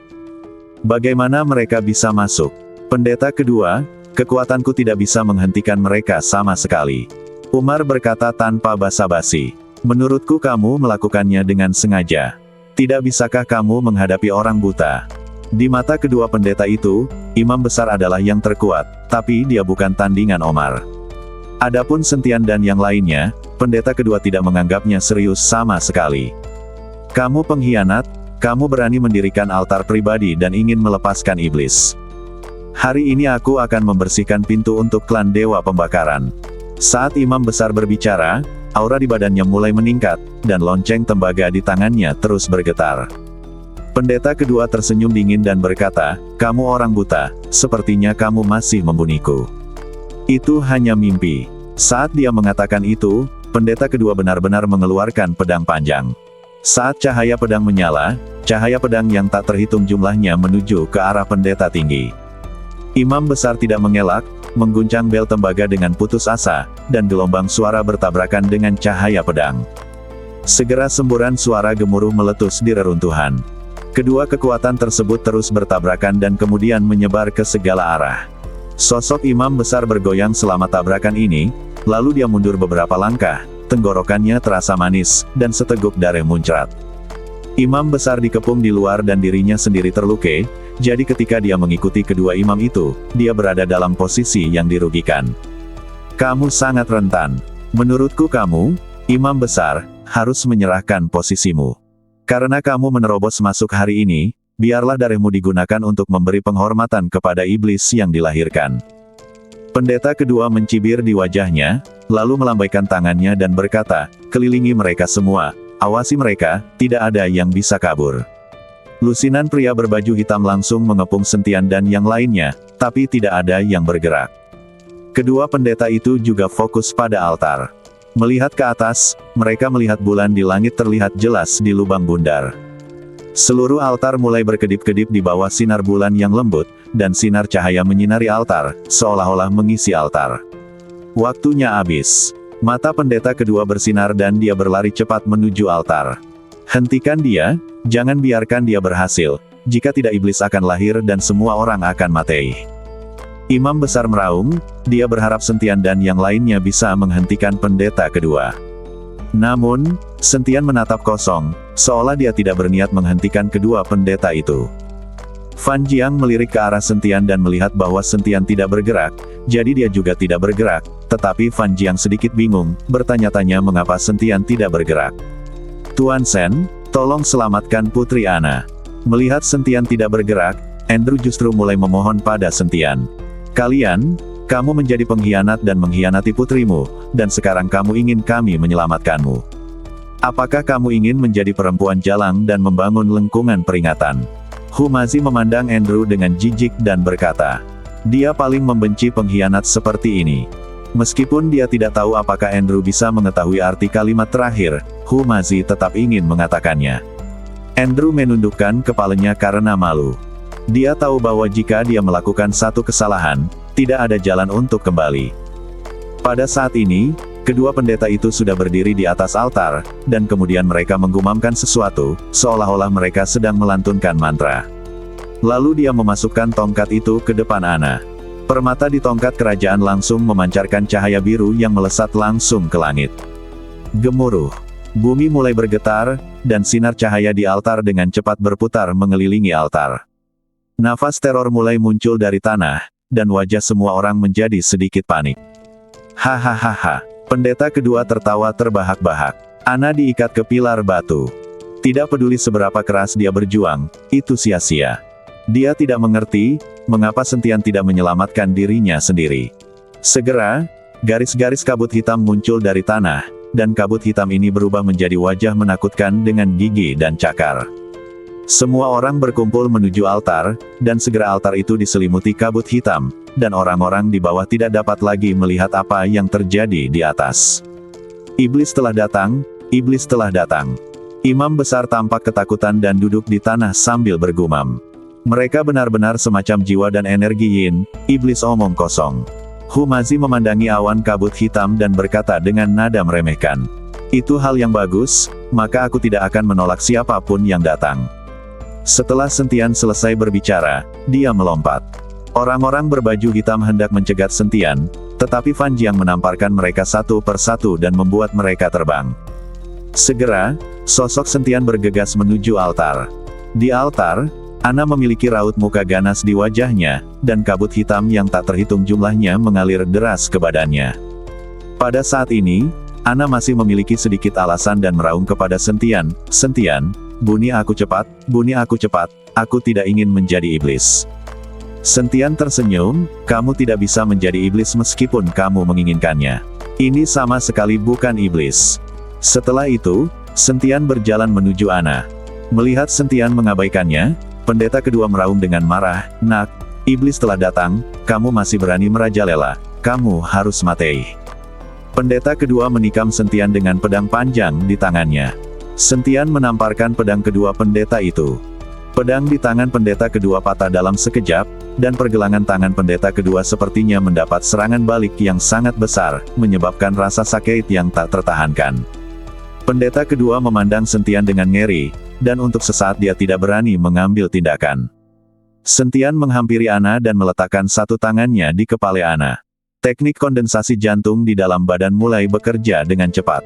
Semua jiwa Yin Qi di badan Ana dihisap oleh Sentian dengan gila-gilaan.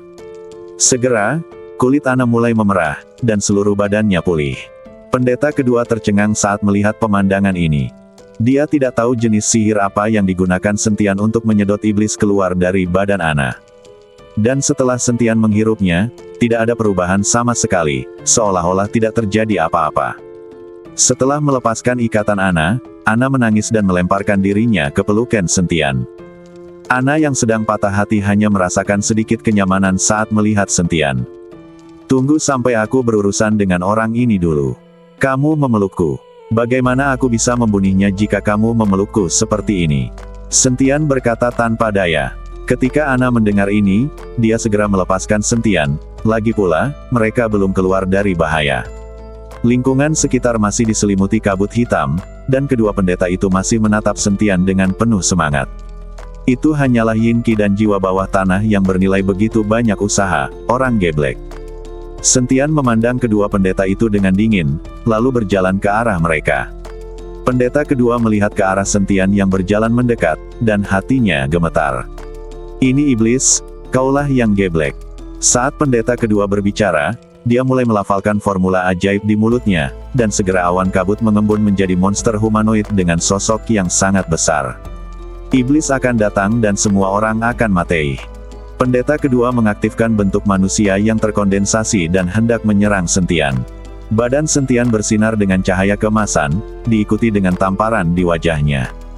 Monster humanoid yang baru saja mengembun langsung tersebar, berubah menjadi kabut dan tersebar kemana-mana. Ini, pendeta kedua tercengang. Sebelum Sentian bisa menunggu kedua pendeta itu bereaksi, dia menamparnya lagi.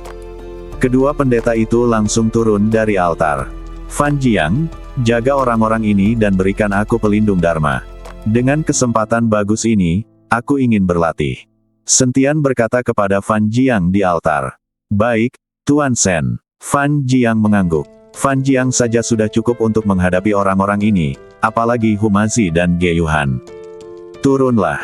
Seseorang akan melindungimu. Aku harus memurnikan energi yin ini. Sentian meminta Ana turun dari altar, sementara dia duduk bersila dan mulai memurnikan jiwa dan energi yin yang muncul dari tanah. Di bawah altar, terdengar suara ratapan dan auman iblis harimau.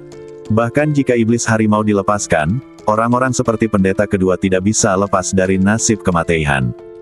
Perbedaan kekuatannya terlalu besar. Segera, semua pendeta kedua dan yang lainnya meninggal, dan Humazi memasukkan ramuan binatang iblis harimau ke dalam sakunya. Saat ini, hanya Andrew yang tersisa, terlihat jelek dan bingung. Seorang Putri Ana. Andrew memandang Putri Ana yang berjalan ke arahnya dengan raut muka malu.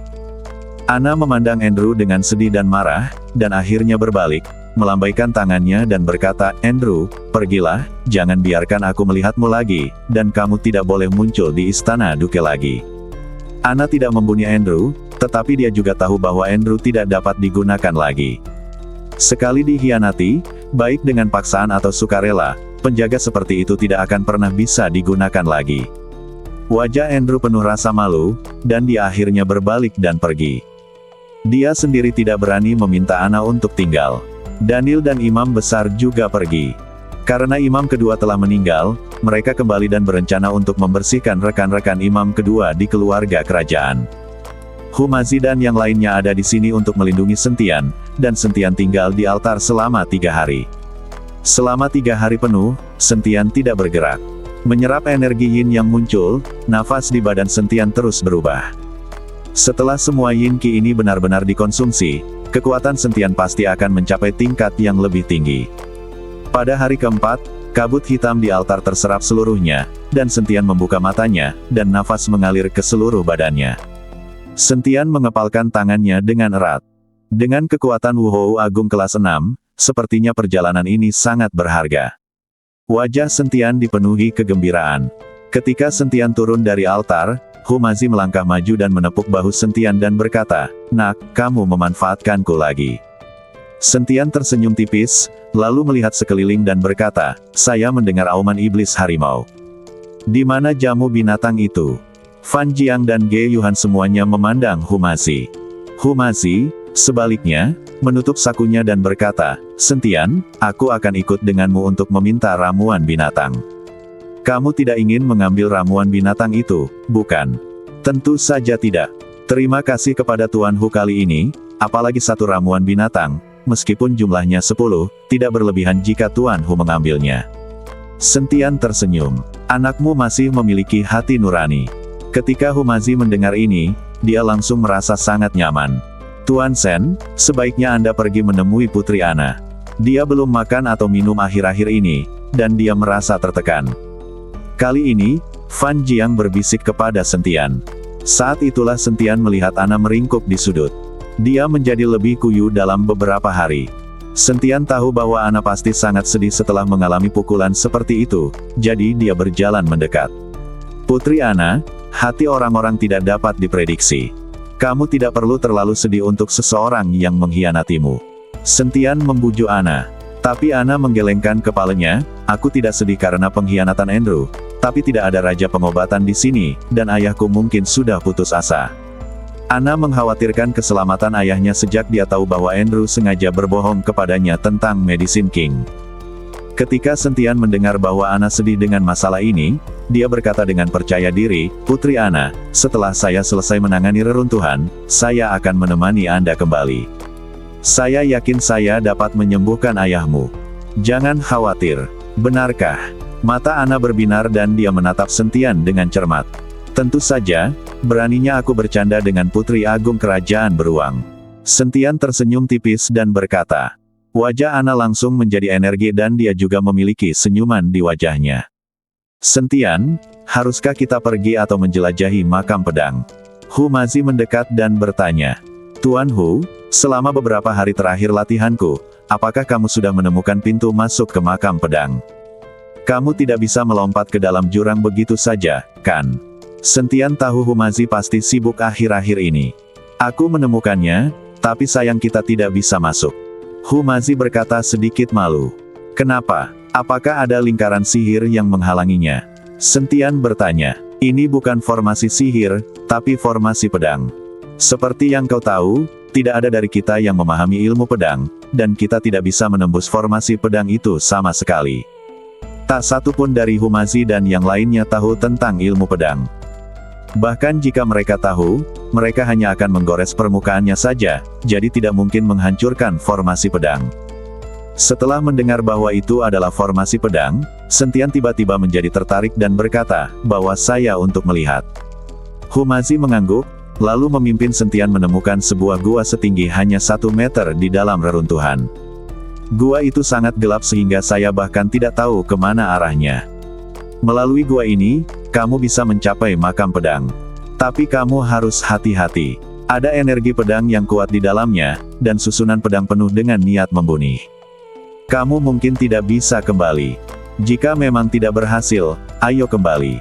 Jangan kehilangan nyawa kita di sini." Hu Mazi membujuk Sentian. "Kemarilah, aku harus mencobanya."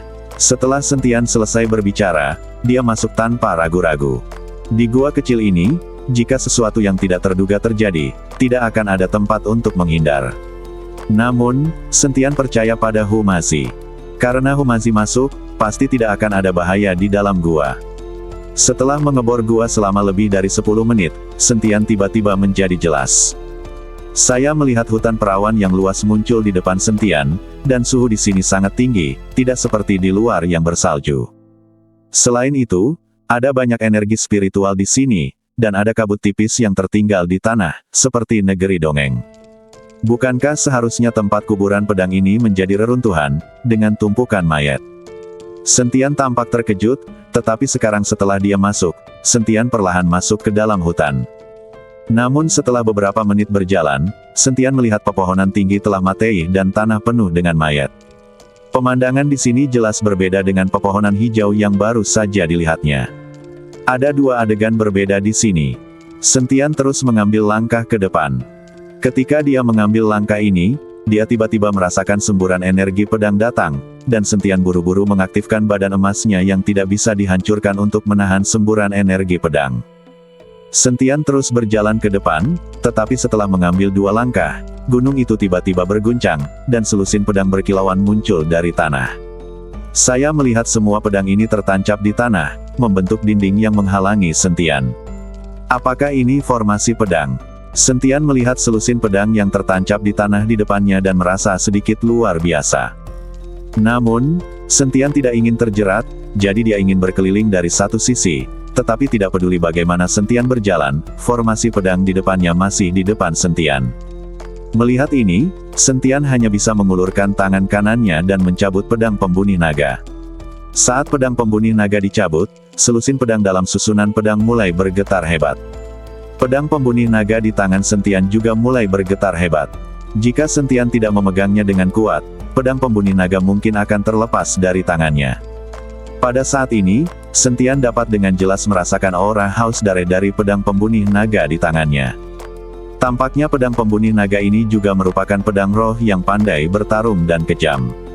Tepat ketika Sentian hendak mematahkan formasi pedang, seseorang tiba-tiba muncul di belakangnya. Sentian terkejut dan mengayunkan kembali pedang pembunuh naga di tangannya. Energi pedang yang tajam ditembakkan secara langsung. Astaga! Mendengar hanya satu kata kutukan, Humazi jatuh ke tanah seperti guguk yang mengunyah kotoran, dan kemudian lolos dari energi pedang tajam. Tuan Hu. Melihat ini, Sentian buru-buru melangkah maju dan membantu Humazi berdiri. Mengapa kamu ada di sini? Aku takut kamu dalam bahaya, jadi aku mengejarmu. Humazi memelototi Sentian, aku tidak menyangka kamu, orang sepertimu, akan memberiku pedang ketika kamu muncul. Sentian tersenyum, Tuan Hu, saya tidak bermaksud begitu, tetapi jika Anda mengejar saya khawatir mungkin ada harta karun di dalamnya, dan saya akan menelannya sendiri, bukan? Omong kosong, aku bukan tipe orang yang kamu katakan. Tapi ketika Humazi mengatakan ini lagi, matanya terus memalingkan muka, jelas merasa bersalah. Sentian memandang Humazi seperti itu dan benar-benar tidak bisa tertawa atau menangis, jadi dia berkata, saat aku menghancurkan formasi pedang, ayo masuk dan melihat. Sentian, kamu harus berhati-hati, formasi pedang sialan ini sangat kuat. Humazi melihat selusin pedang panjang yang tertancap di tanah di depannya dan berkata dengan rasa takut yang masih ada. Kebaikan. Sentian mengangguk, lalu melompat dengan pedang pembunuh naga di tangannya. Pedang pembunuh naga mengeluarkan suara mendengung, dan energi pedang vertikal dan horizontal mulai mengamuk. Pada saat yang sama, lebih dari selusin pedang di tanah pecah dari tanah, langsung membentuk penghalang. Tapi saat Sentian hendak menyerang dengan pedangnya, pedang pembunuh naga di tangannya benar-benar keluar. Aku melihat pedang pembunuh naga terbang langsung menuju formasi pedang, dan kemudian aku mendengar suara benturan logam. Ketika Sentian melihat ini, dia hanya bisa mundur dan melihat pedang pembunuh naganya bertarung dengan selusin pedang. Mata Humazi membelalak dan dia tercengang. Sial, kalian hebat sekali hanya dengan satu pedang. Wajah Humazi penuh rasa tidak percaya. Aku melihat pedang pembunuh naga terus menyerang, dan segera lebih dari selusin pedang dipotong oleh Ma Xiao, sementara yang lain ditembak jatuh ke tanah. Tepian cian yang samar akan langsung muncul di setiap pedang, dan kemudian diserap oleh pedang pembunuh naga. Hanya dalam beberapa menit, pedang pembunuh naga kembali ke tangan Sentian, dan ada lebih dari selusin pedang tergeletak di tanah. Pada saat ini, susunan pedang menghilang, dan bahkan energi pedang yang baru saja meletus juga menghilang. Sentian sedang memegang pedang pembunuh naga, dan dia dapat dengan jelas merasakan kegembiraan dari pedang pembunuh naga, dan kekuatan pedang pembunuh naga juga meningkat secara signifikan. Bisakah pedang pembunuh naga ini menyerap roh pedang untuk meningkatkan kekuatannya? Sentian memandang pedang pembunuh naga dengan kegembiraan yang tak bisa disembunyikan di wajahnya. Jika ini terus berlanjut, tidak akan sulit bagi kekuatan pedang pembunuh naga untuk dinaikkan ke level senjata suci. Sentian, bisakah kamu menunjukkan pedangmu? Humazi memandang pedang pembunuh naga di tangan Sentian, matanya penuh rasa iri. Ini dia. Sentian menyerahkan pedang pembunuh naga kepada Humazi. Humazi sedang memegang pedang pembunuh naga, tetapi pedang pembunuh naga bergetar beberapa saat, dan kemudian memancarkan energi pedang. Akibatnya, Humazi melonggarkan cengkeramannya, dan pedang pembunuh naga langsung kembali ke tangan Sentian. Hahaha, Tuan Hu, aku benar-benar minta maaf. Sepertinya pedang pembunuh naga ini tidak terlalu menyukaimu. Sentian tertawa terbahak-bahak saat melihat ini. Itu pedang patah, dan itu bukan wanita. Aku tidak terlalu penasaran dengan itu. Humazi mendengus dingin. Kedua orang itu terus berjalan ke depan. Tepat setelah berjalan dalam jarak tertentu, energi pedang yang telah menghilang mulai muncul kembali, dan semakin banyak mereka masuk, semakin banyak energi pedang yang dihasilkan. Energi pedang ini secara otomatis akan menyerang makhluk hidup apapun yang masuk ke sini, baik manusia maupun hewan. Sentian dan Humazi hanya bisa mengandalkan kekuatan mereka sendiri untuk menahan energi pedang. Hanya saja energi pedang tidak ada habisnya dan tidak ada habisnya, namun kekuatan spiritual Sentian terbatas. Sentian masih bisa mengandalkan kekuatan badannya untuk melawan energi pedang, namun Humazi tidak bisa, dan hanya bisa mengandalkan kekuatan spiritual. Untuk menghasilkannya, lindungi dirimu dengan perisai. Saat Sentian dan yang lainnya melangkah lebih dalam, kekuatan energi pedang menjadi semakin kuat, dan mereka terus menyerang Sentian dan Humazi. Pada saat ini, Humazi mengertakkan gigi dan bertahan, dengan keringat dingin di dahinya, tetapi wajah Sentian terlihat tenang. Bagaimanapun, kekuatan Sentian beberapa tingkat lebih tinggi daripada Humazi. Tuan Hu, apakah kamu masih bisa bertahan? Sentian memandang Humazi dan bertanya. Cukup, energi pedang sialan ini begitu kuat. Dari mana semua energi pedang ini berasal? Humazi sangat bingung. Selain melihat banyak mayat di sepanjang jalan, mereka tidak melihat pedang sama sekali. Tapi dari mana datangnya begitu banyak energi pedang? Ketika Sentian melihat ini, pedang pembunuh naga di tangannya bergetar sedikit, dan segera memancarkan aura, membantu Humazi memblokir energi pedang.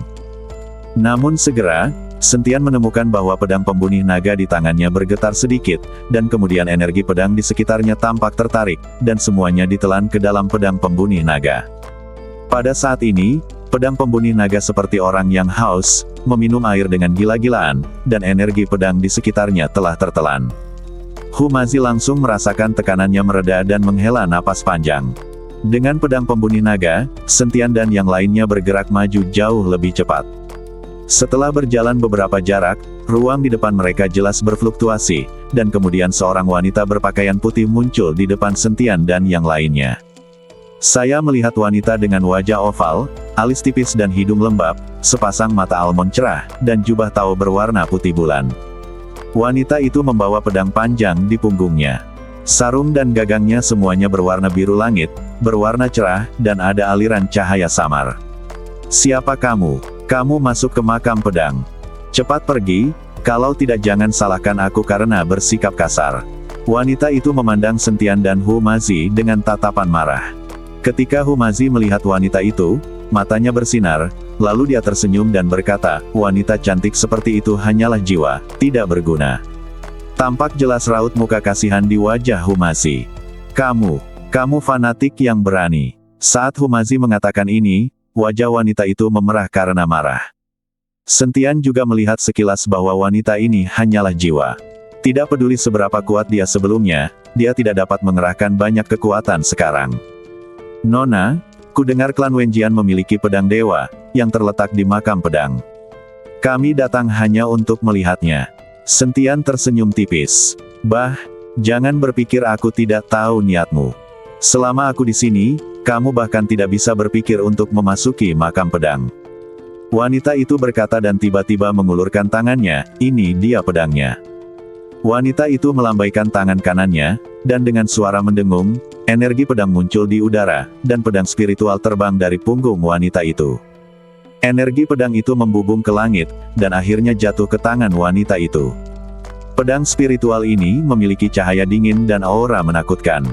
Jika kamu tidak pergi, kamu tidak punya pilihan selain mati di bawah pedang langitku. Wanita itu menatap Sentian dan berkata. Saat pedang spiritual wanita itu muncul, pedang Qian Kun di tangan Sentian mulai bergetar hebat. Jika bukan karena Sentian memegangnya dengan kuat, pedang spiritual itu akan jatuh dari tangannya. Sentian berusaha keras untuk mengendalikan pedang pembunuh naga yang sudah mudah tersinggung dan gelisah, lalu menatap wanita itu dengan mata dingin.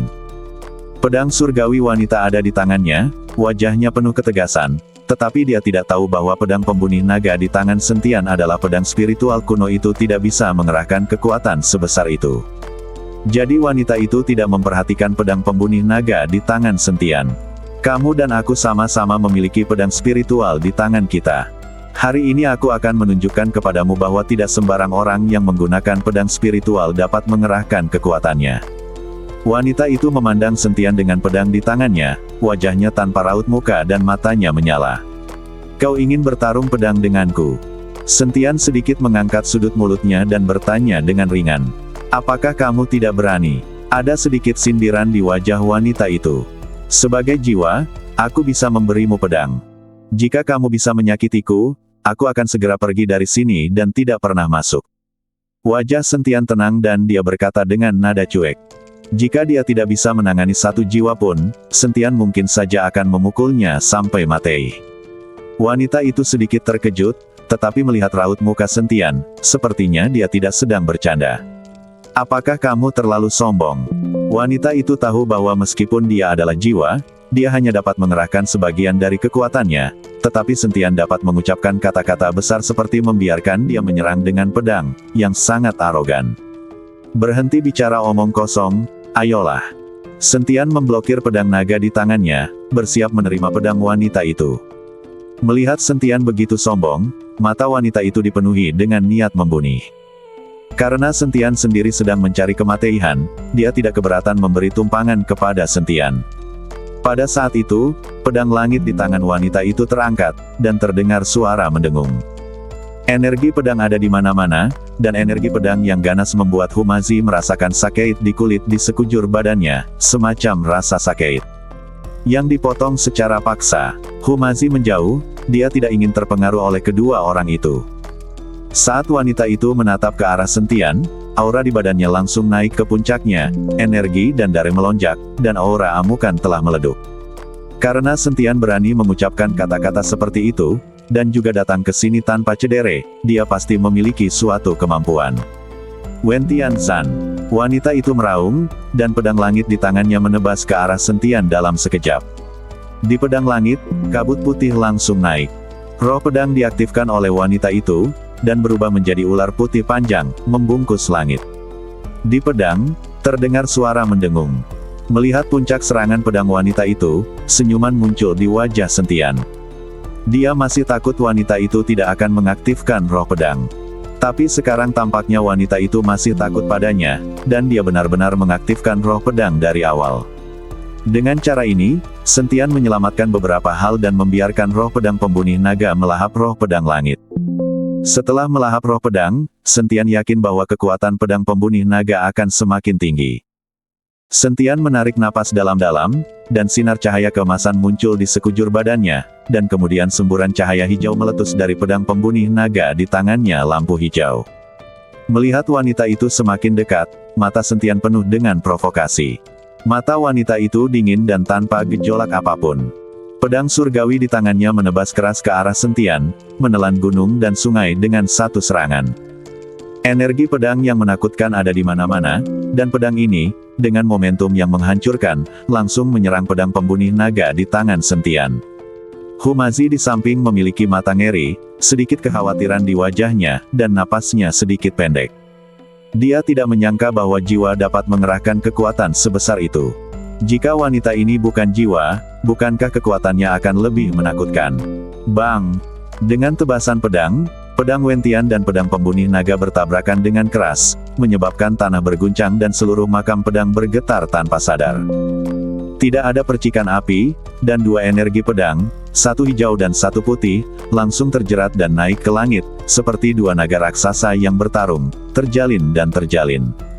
Humazi mendongak dengan raut muka tidak percaya di wajahnya. Dia belum pernah melihat pemandangan seperti itu sebelumnya. Sebenarnya, ini bukanlah energi pedang, tapi roh pedang yang bertarung satu sama lain. Lampu hijau itu seperti cahaya yang sangat cemerlang, menerangi seluruh makam pedang. Cahaya putih berusaha mati-matian untuk menutupi kecemerlangan lampu hijau, namun cahaya putih tampak sangat kecil di bawah lampu hijau, dan ditelan dengan kecepatan yang terlihat dengan mata telanjang. Bagaimana ini mungkin? Melihat pemandangan di depannya, mata wanita itu penuh ketakutan.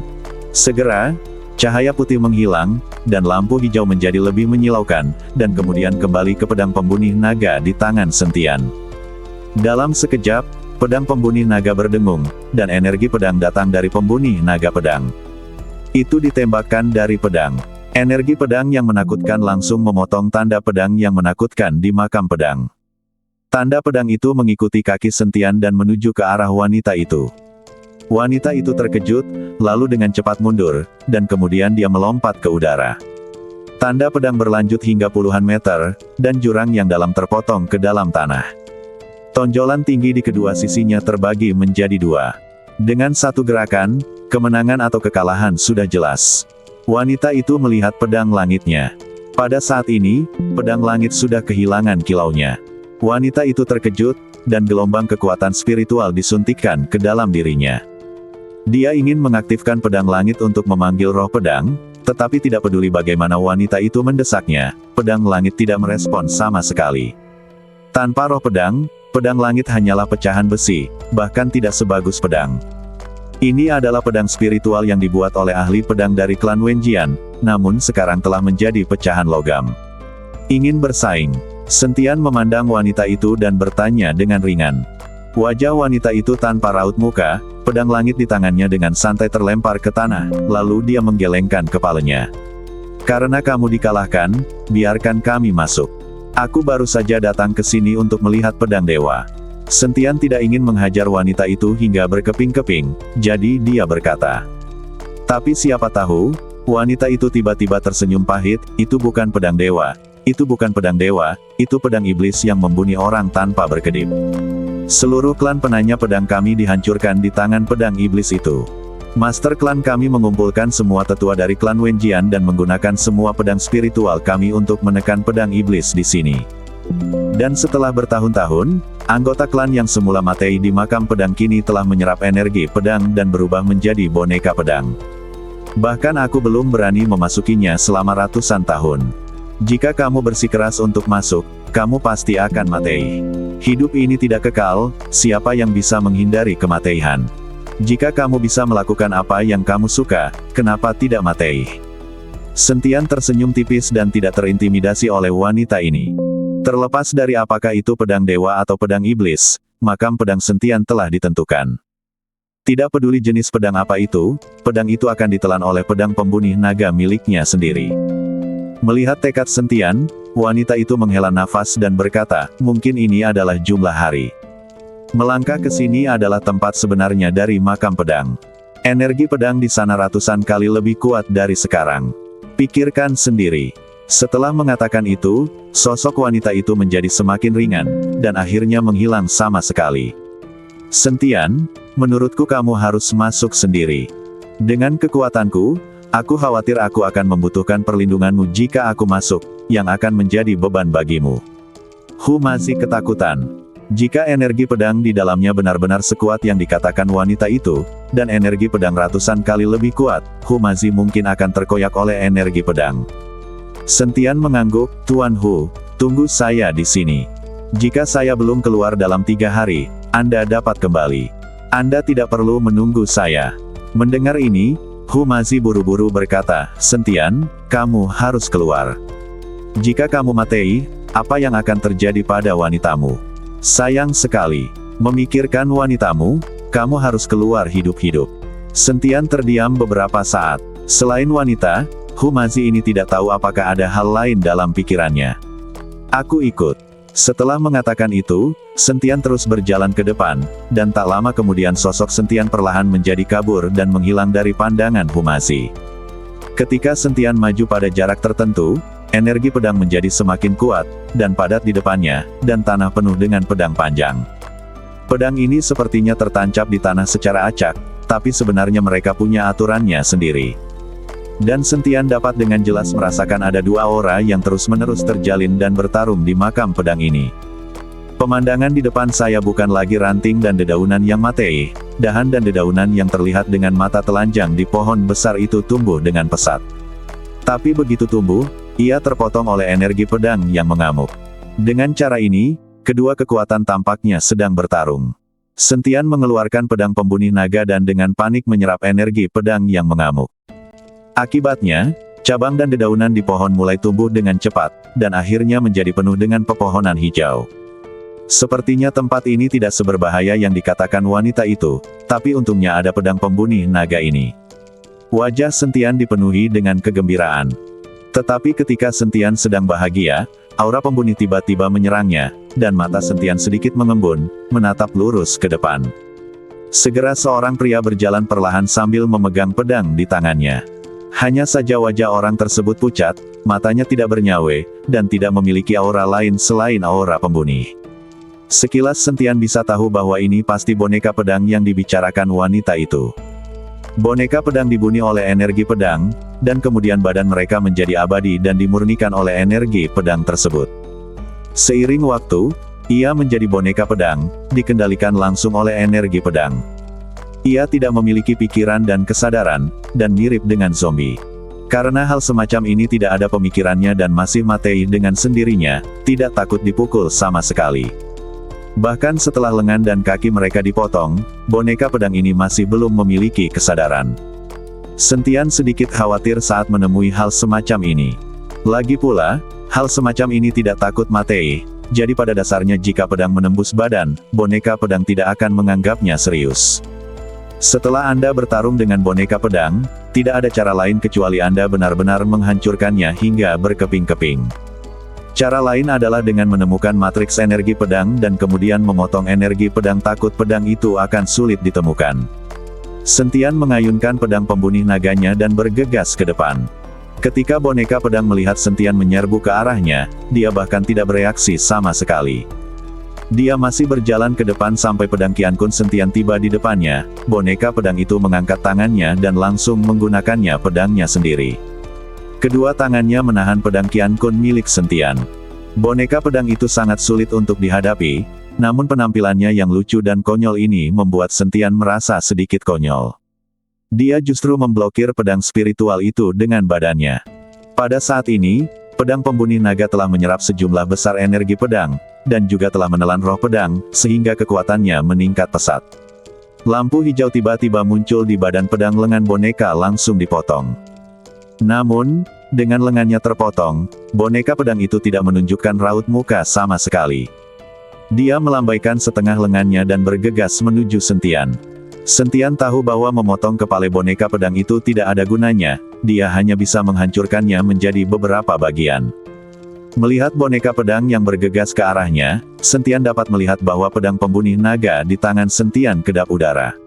Besar dan padat, energi pedang langsung menyelimuti boneka pedang itu.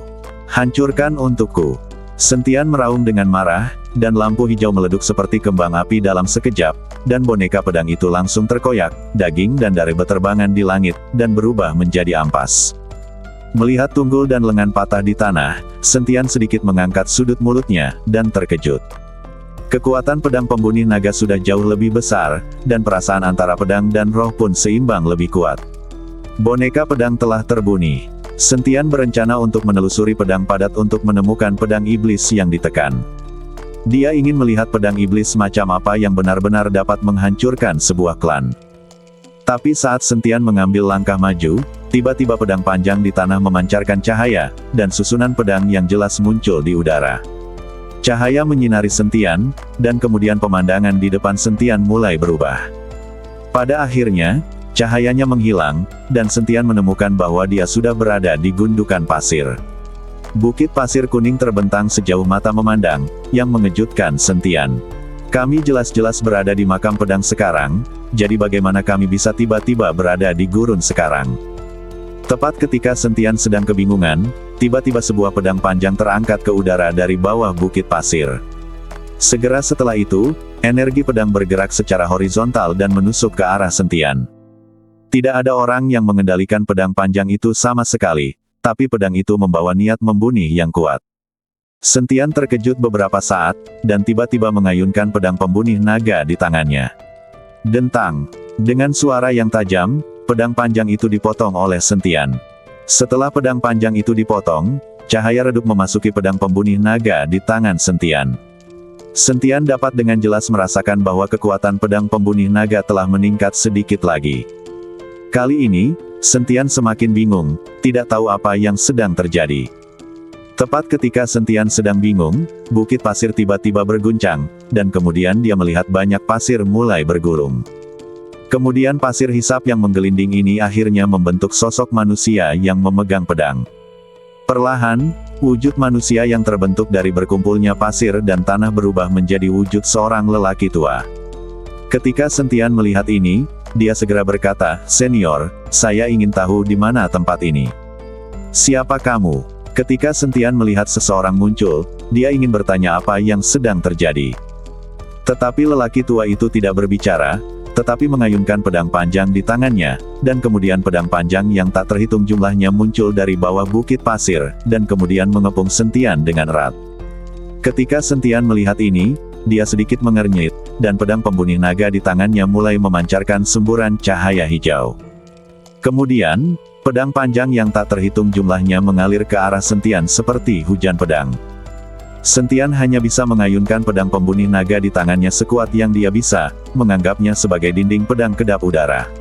Dang dang dang, terdengar suara benturan logam terus-menerus, dan pedang patah berserakan di tanah. Namun, Sentian menemukan bahwa setiap kali dia memotong pedang panjang, pedang pembunuh naga di tangannya akan menjadi lebih kuat. Ini mungkin latihan untuk pedang pembunuh naganya. Memikirkan hal ini, Sentian mengayunkan pedang pembunuh naga di tangannya lebih keras lagi. Setelah beberapa saat, ada lebih banyak pedang patah di tanah, dan keringat dingin mulai muncul di dahi Sentian. Tapi Sentian masih mengertakkan gigi dan bertahan. Dia tahu bahwa kali ini adalah ujian bagi pedang pembunuh naga lawannya, dan itu juga ujian untuk dirinya sendiri. Ketika Sentian memotong pedang panjang terakhir, dia terjatuh ke tanah karena kelelahan. Dan lelaki tua itu memandang Sentian, dengan sedikit senyuman di wajahnya. Kamu sudah melewati level ini. Saya harap kamu bisa mencapai akhir, sehingga keinginan kita selama ratusan tahun bisa terpenuhi. Orang tua itu berbicara kepada Sentian. Tepat ketika Sentian hendak bertanya siapa lelaki tua itu tiba-tiba melemparkan pedang panjang di tangannya ke arah Sentian, dan kemudian seluruh orang itu menghilang. Aku melihat pedang panjang di tangan lelaki tua itu mengarah ke arah Sentian, tapi akhirnya berhenti di depan Sentian. Segera setelah itu, pedang panjang itu memancarkan cahaya redup, dan cahaya itu diserap oleh pedang pembunuh naga. Akhirnya, saat pedang panjang itu jatuh, pedang itu berubah menjadi bubuk. Saat pedang panjang itu berubah menjadi bubuk, pemandangan di depan Sentian berubah. Dia menemukan bahwa dia masih berdiri di sana, dan formasi pedang di depannya telah menghilang. Melihat sekeliling, Sentian tidak melihat siapapun, dan bahkan energi pedang di sekitarnya pun menghilang. Mungkinkah melihat pedang ajaib seperti ini? Sentian sangat terkejut, lalu melangkah maju. Jika menemukan pedang ajaib itu begitu mudah, itu akan menjadi terlalu mudah. Sentian terus berjalan ke depan selama lebih dari 10 menit, dan energi pedang yang menghilang dengan cepat mulai muncul lagi, dan kali ini energi pedang bahkan lebih ganas. Namun, apa yang berdiri di depan Sentian kali ini bukanlah deretan pedang panjang yang padat, melainkan 3 pedang yang tertancap di tanah dalam bentuk mesin terbang yang sempurna. Melihat 3 pedang di depannya, Sentian tahu bahwa ini juga merupakan formasi pedang. Karena ada formasi pedang, pasti ada boneka pedang di sekitarnya. Begitu Sentian selesai memikirkan hal ini, dia menyadari niat membunuh datang satu demi satu, diikuti oleh lebih dari selusin boneka pedang, mendekati Sentian selangkah demi selangkah. Boneka pedang yang kutemui kali ini jelas jauh lebih kuat dari yang kutemui di awal. Boneka pedang ini masih mengenakan pakaian yang mereka kenakan sebelum mati, dengan sulaman logo klan Wenjian di atasnya. Tampaknya mereka semua adalah murid senior dari klan Wenjian. Sentian tidak berbicara omong kosong dan mengangkat tinggi-tinggi pedang pembunuh naga di tangannya. Bagaimanapun, boneka pedang ini tidak memiliki pikiran, dan kata-kata Sentian tidak berguna. Teknik pedang 9 bayangan. Sentian meraung keras, memegang pedang pembunuh naga di tangannya, dan naik ke udara. Cahaya pedang terang tak berujung jatuh, langsung menghancurkan boneka pedang hingga berkeping-keping. Gelombang kejut yang besar mengirim boneka pedang lainnya langsung ke kejauhan. Tapi boneka pedang yang tidak berpikir ini tidak tahu bagaimana harus takut sama sekali. Mereka segera bangkit dan bergegas menuju Sentian. Sentian memegang pedang pembunuh naga. Setiap kali dia mengayunkan pedang, boneka pedang terbunuh. Segera, lebih dari selusin boneka pedang semuanya berubah menjadi kutu kupret. Kekuatan pedang pembunuh naga di tangan Sentian telah meningkat lagi. Setelah selesai membunuh boneka pedang, Sentian menatap tajam ke 3 pedang panjang itu. Dia tahu bahwa formasi pedang harus diaktifkan saat ini. Benar saja, setelah semua boneka pedang terbunuh, seberkas cahaya mulai jatuh dari tengah ketiga pedang itu. Sinar cahaya sepertinya datang dari luar langit, langsung menerangi posisi di tengah 3 pedang panjang. Sentian melihat ke arah berkas cahaya, melangkah pelan, dan berdiri tepat di dalamnya. Segera, cahaya turun dan menyelimuti Sentian. Pada saat ini, Sentian merasakan kakinya bersinar, dan seluruh badannya perlahan naik ke atas. Badan Sentian melayang di udara, diselimuti oleh berkas cahaya. Energi pedang yang sangat geblek mulai melonjak di dalam pilar cahaya. Setelah melihat ini, Sentian buru-buru ingin mengaktifkan badan emasnya yang tidak bisa dihancurkan untuk melawan, tetapi ternyata dia tidak dapat menggunakan kekuatan spiritual sama sekali. Berambung.